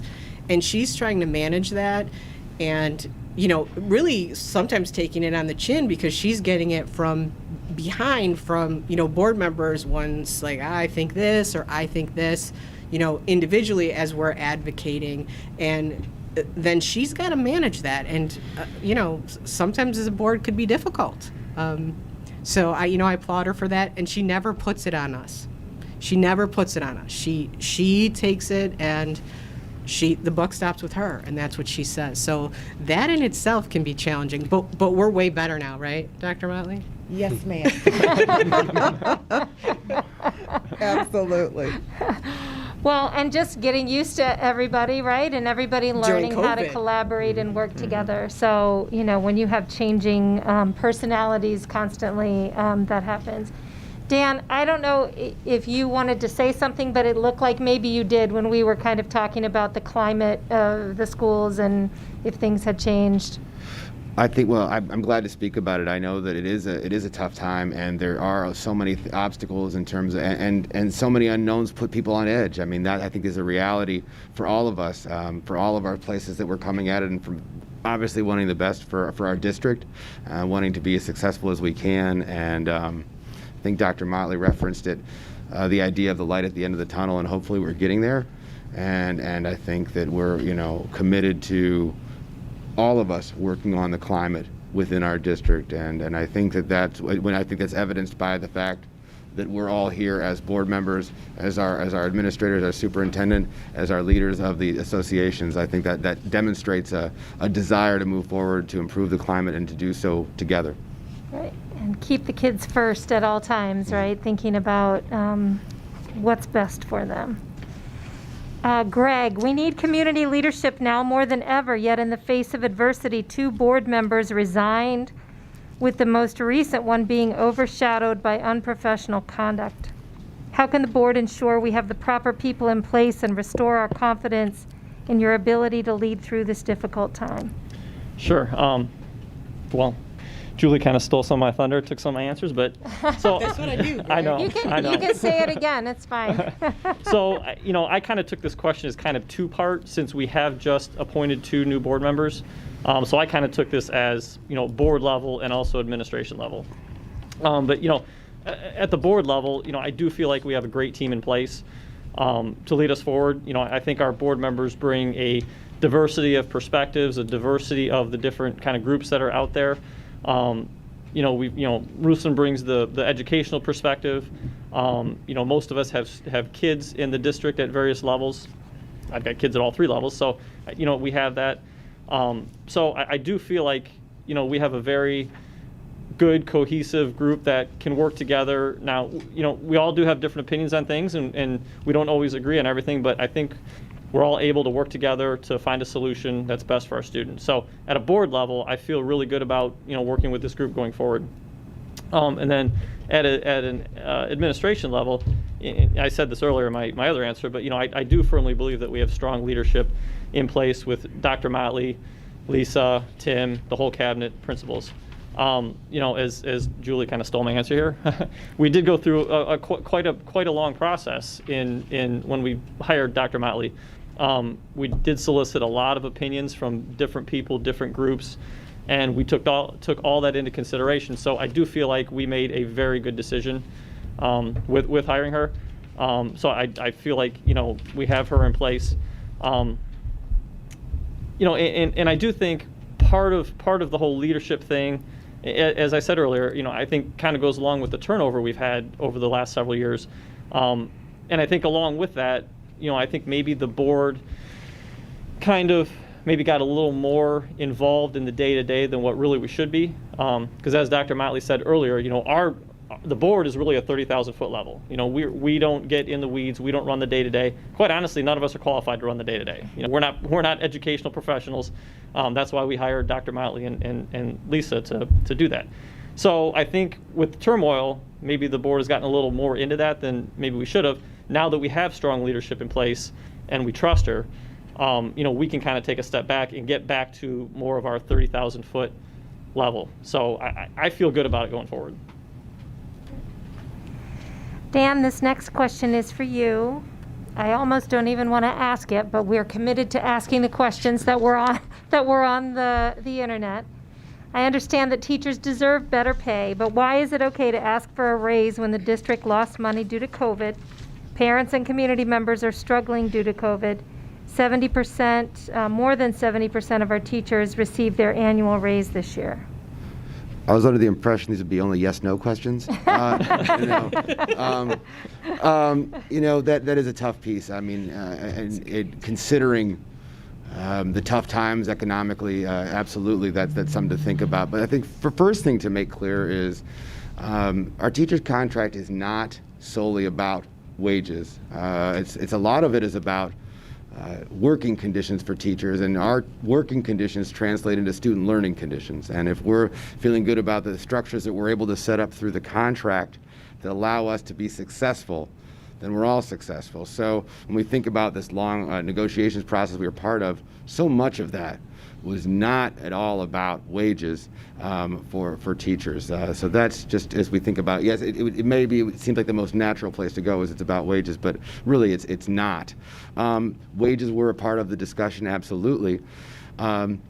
And one of the things in the question, it talks about the fact that there are community members that are struggling, and I think it needs to be acknowledged that teachers are part of the community as well, as so are their families. We're not all two-teacher. I happen to be a two-teacher household, but there are plenty of our own teachers whose spouses have lost jobs, whose spouses have seen reductions in pay. Maybe they're the only source of income is from the teacher in the house. So the struggles are there for everybody, and the teachers and their families are struggling as well.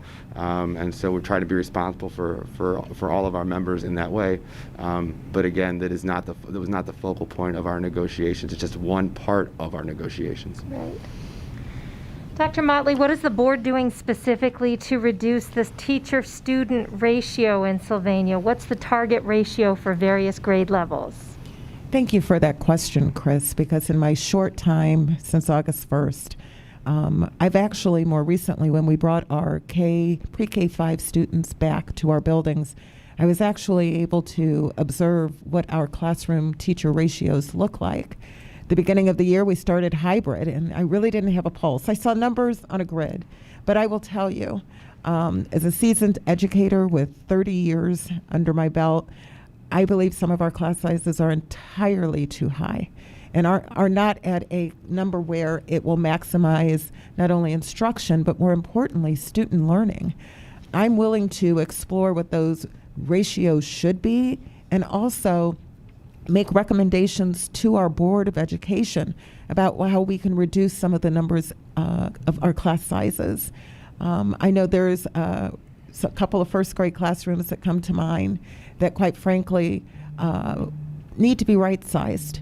And I'm willing to work with SEA and our administrators and our teachers to make sure we get the appropriate student ratio for our teachers and our students. I'm imagining some of these kind of big issues or hot button issues that maybe would have been on the front burner during a normal year, right, have just kind of had to be pushed to the back because of all the other things that you all are trying to accomplish every day. That is correct. And I'm certainly looking forward when we can have more discussions about teaching and learning and student achievement and programs and not COVID. Dan, there is a question. It's very long. I'm just going to kind of paraphrase a little bit of it, but it's multi-part. So it's about social media and our teachers. What can the board or administration do to stop, discipline, or even fire for multiple offenses the large amount of teachers that continue, even today and especially in the last few months, to post on social media, publicly bashing and even spreading lies about the board and the district? Do the teachers not have a social media or morals clause that requires them to be disciplined for this behavior? Can our union leaders help stop these embarrassing posts that would not be allowed by other company employees? And what kind of example is this setting for our high school students on social media? There's a lot to digest in that question, for sure. Social media is tricky. It's ever evolving.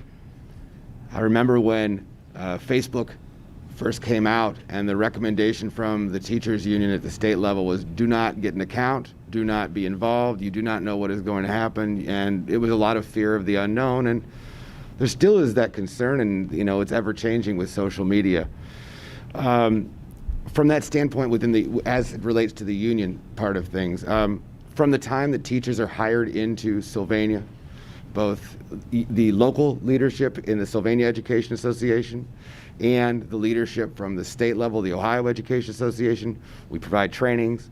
We talk about what it is to be professional, and candidly, when you're coming out of school at 22 years old in your first teaching job, I think I can speak from personal experience. The lens is very different when you are transitioning into that first career position from maybe being in college, and just helping people be aware of how differently you're perceived. There's a strong learning curve on that, and we, as OEA and SEA, are committed to helping our teachers as they enter the career and throughout their career, with helping them to understand maybe how things can be seen and acting in a professional manner. It's critical to us. We know it's critical to the district as well.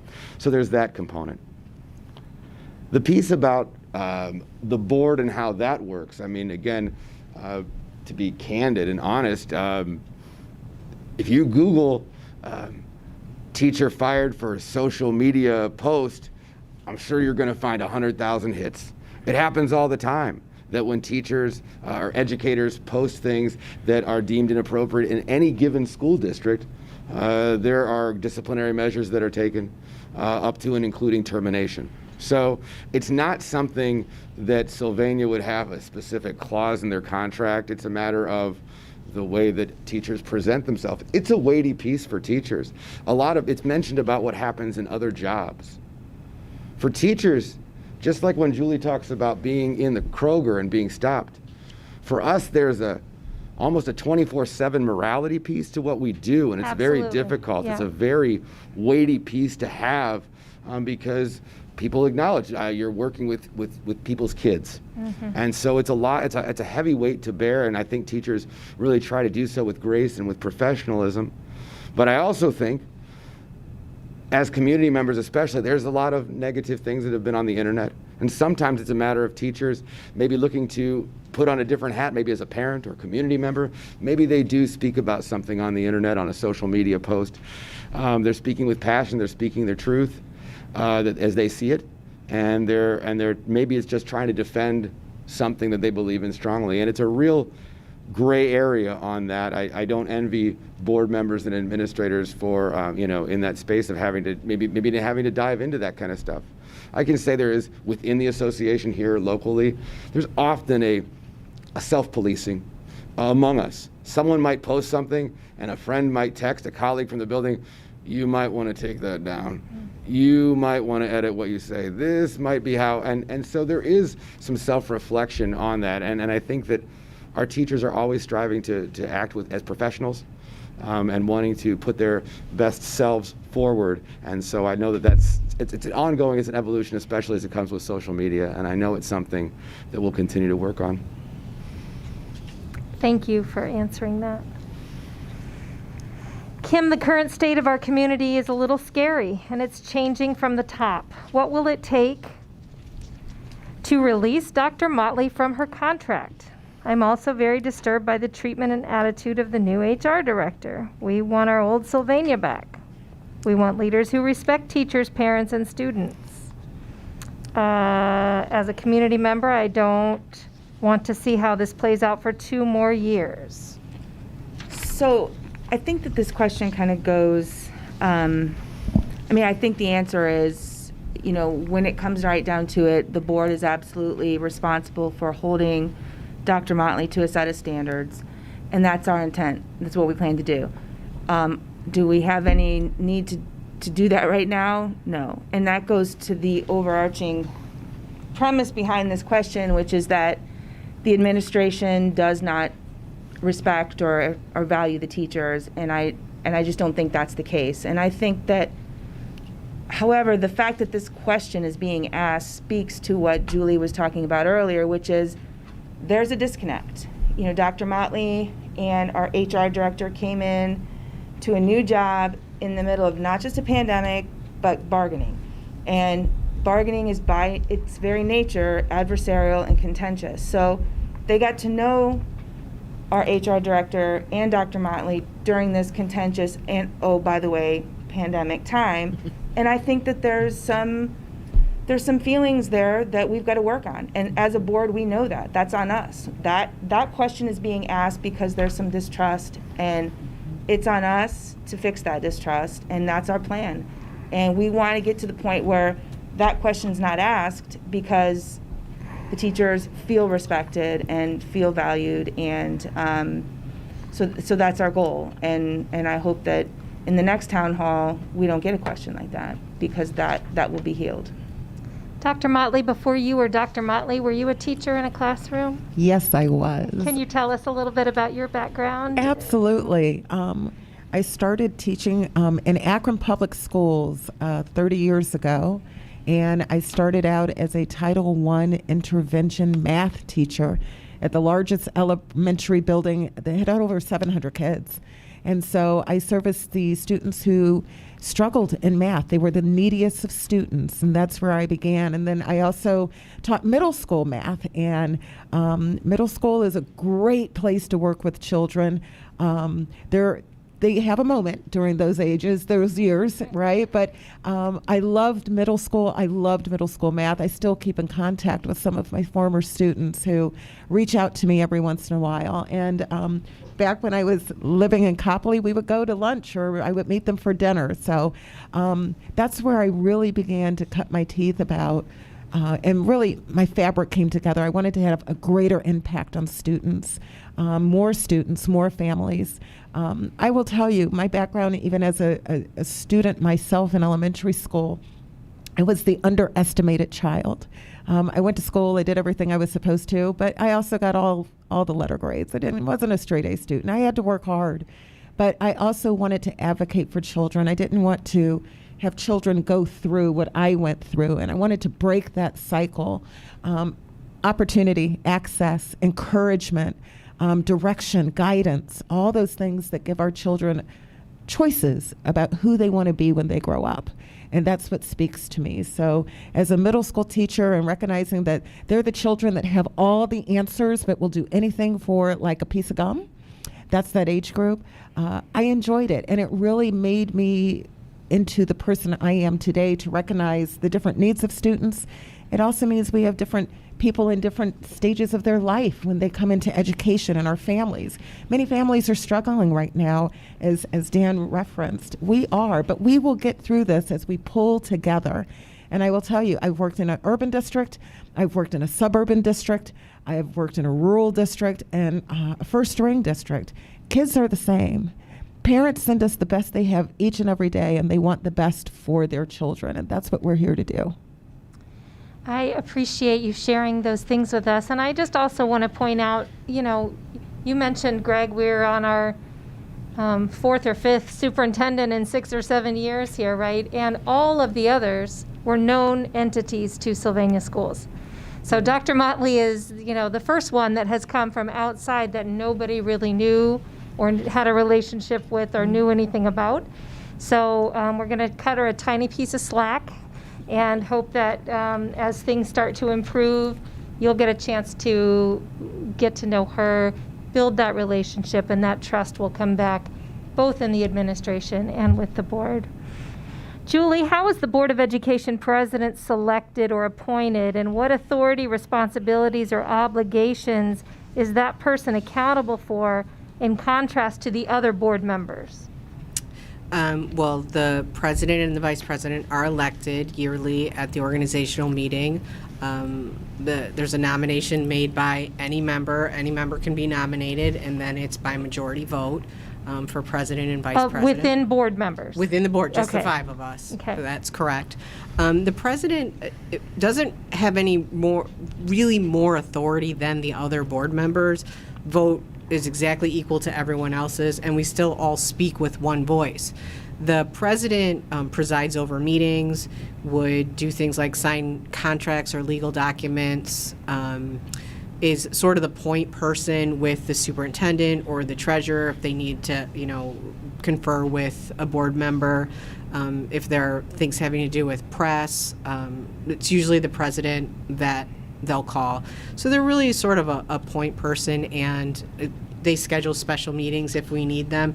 But to be fair, we have a policy where if, say, Kim and Tammy decide that they want a special meeting, if 2 other board members want to do it, they have the ability to do it also. So it can still be done. But those are some of the things. They speak at graduation or opening day or closing day.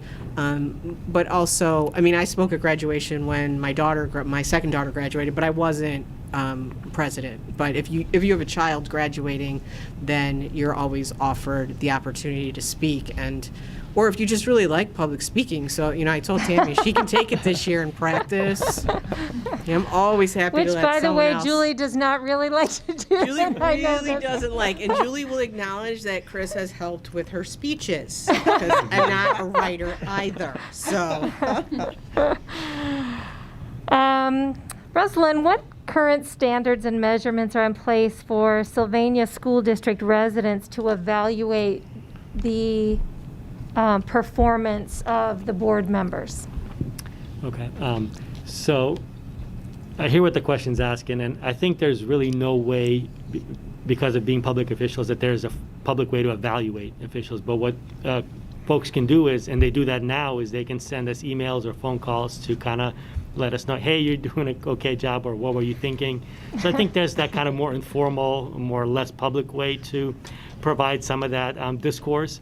But I think really the big way is probably during the election process, is I think the community gets to either vote you in or vote you out. And I think that's really where their voice really speaks the most volume. But as far as a day-to-day operational way to evaluate, one does not exist. I know that you have been doing your meetings virtually for some time.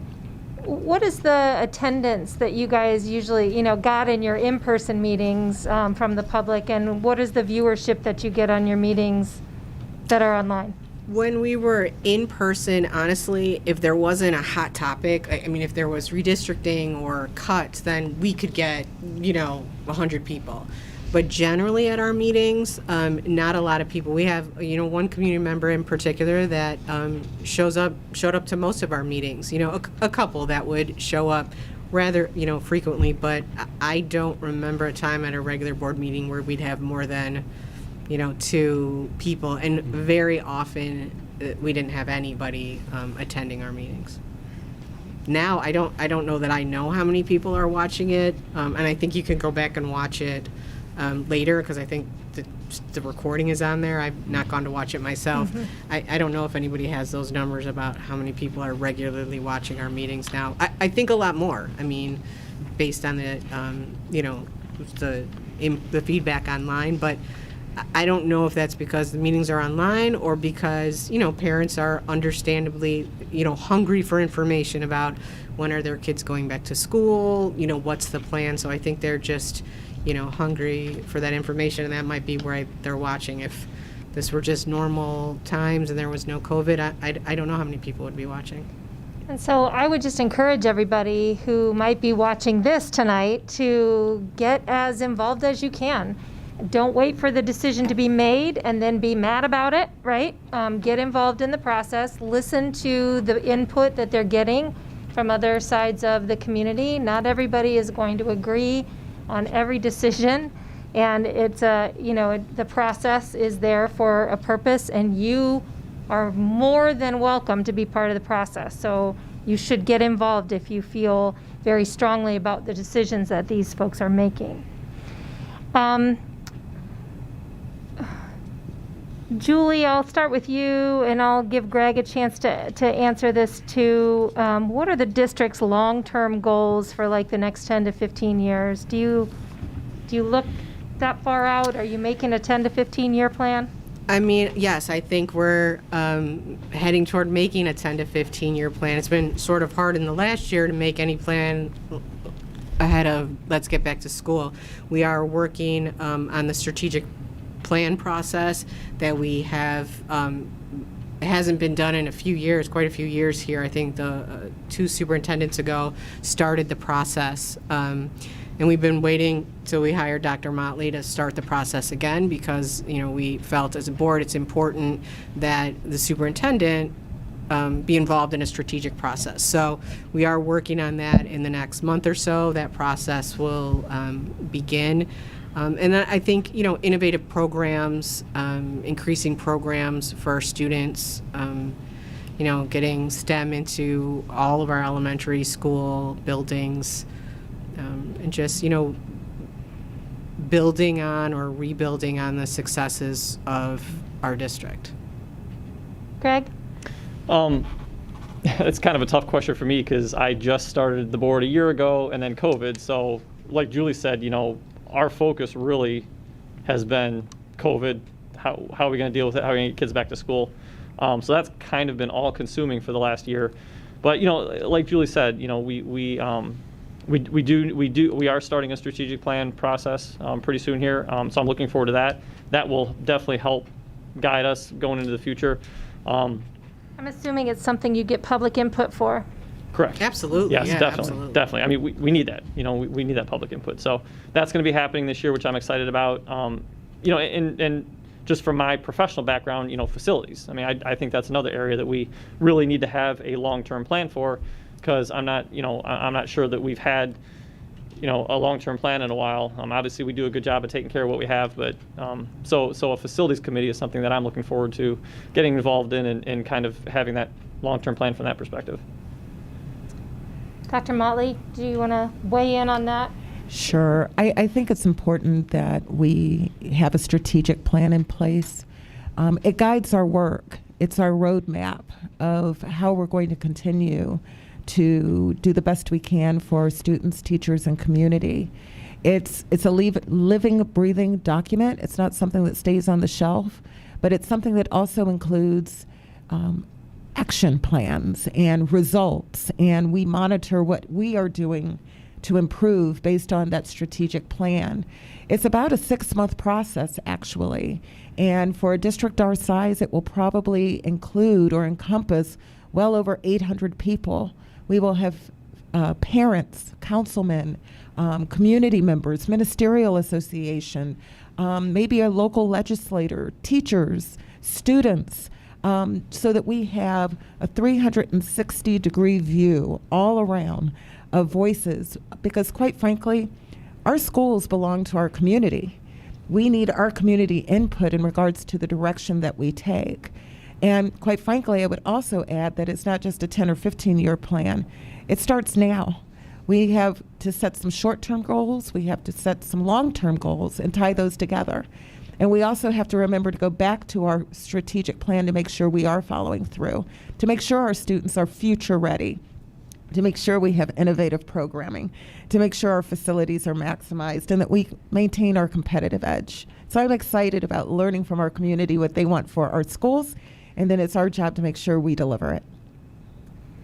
Kim, anything that you would like the public to know about how this board operates? Any insights you've gained since you joined the board? Anything like that that you'd like to just let people know? I guess, I was out there 2 months ago, 3 months ago, in October when cases were rising and everybody was panicked. And, I'll tell you, I've got both my kids like, let me go back to school. And I'm, trying to do my job, and I've got kids on computers learning. And so I was out there. I was a community member.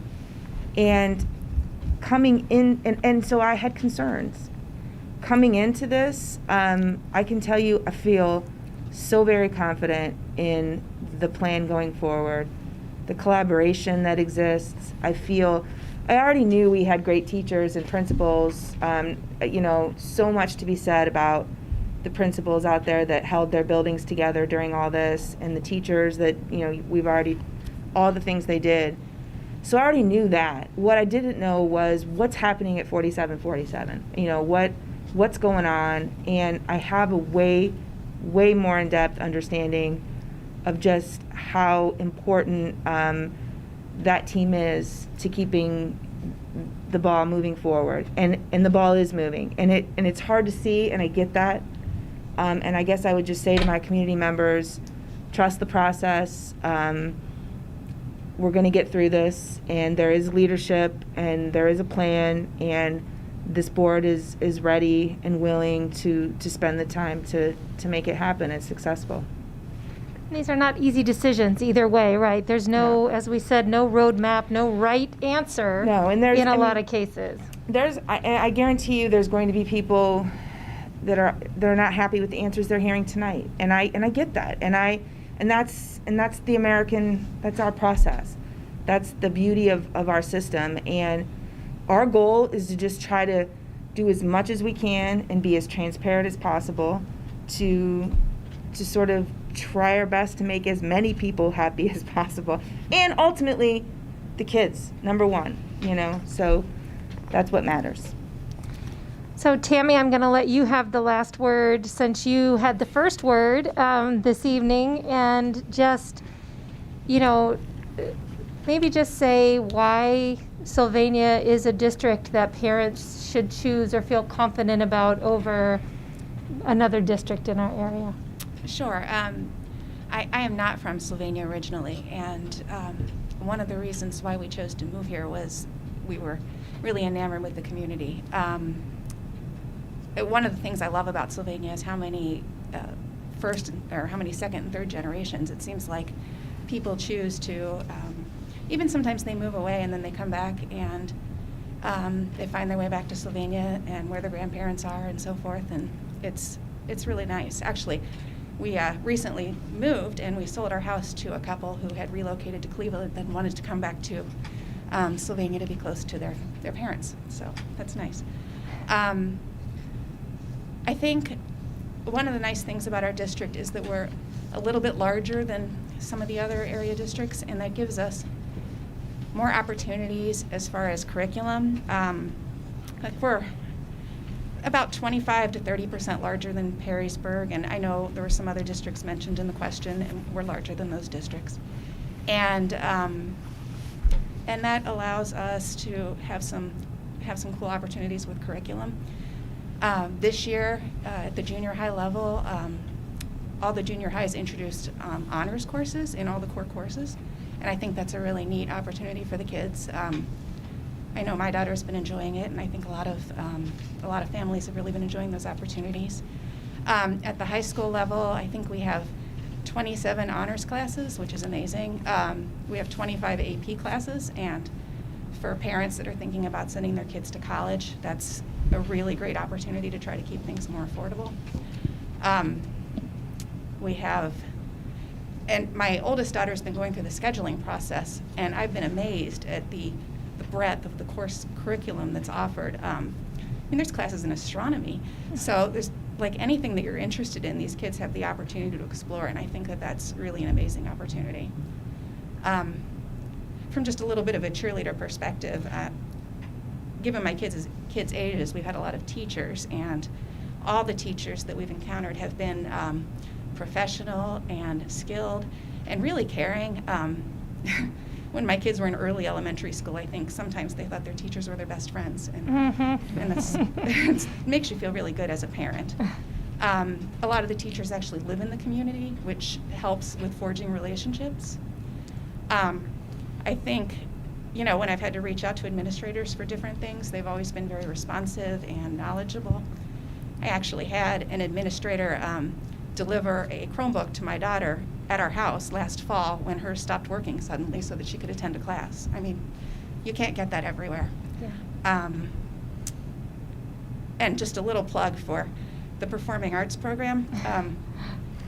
And my kids have gone from being able to kind of play the recorder in 5th grade to being fairly legit musicians, Yeah. I think, through the McCord and Northview programs, but I think it's that way in all the schools. And if anybody's listening with 5th graders, now's the time to try to sign your child up for band or orchestra for next year.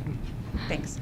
We do have amazing opportunities from honors classes to vocational opportunities to robotics to extracurriculars like performing arts and athletics. And it's a wonderful place. I know personally also, as I shared with you before, our experience with our daughter was also stellar. But it does take a village, right? It takes every single one of you in this room, takes every single one of you watching, all of our teachers, all of our community members to pull it together. And we may not always agree, but we always have control over how we respond. And I think Sylvania is a community that is a kind and compassionate community. And, you know, some of the questions tonight were kind of indicating that people have been running into maybe some not such kindness, and we're better than that. So we want to do the best. We're not always going to agree. We want to hear input from everyone. These folks are here to serve you at any time of the day or night. I just put 3 o'clock this morning, your phone's going to ring, guys. And we want to thank you for being involved here in the process and for listening, for submitting the questions, and for doing such amazing work during the pandemic especially. Our fingers are crossed. Stella, our vaccines are coming. Stella's our video star for the vaccines, and we're getting our vaccines. We're going to get our kids back to school and hopefully get our lives a little bit more what we're used to. Thank you all for answering these questions. I know they were not easy. This will not be the last time you will see them answering questions. This is going to be something that we're going to hopefully do on a regular basis. So keep the questions coming and get involved in the process. Have a good night, everybody. You need a motion, Lisa? Okay, I move that we adjourn the meeting. I'll second. Ms. Shanks, you can call the roll? Julie, Yes. Greg, Yes. Tammy, Yes. Bruce Glenn, Yes.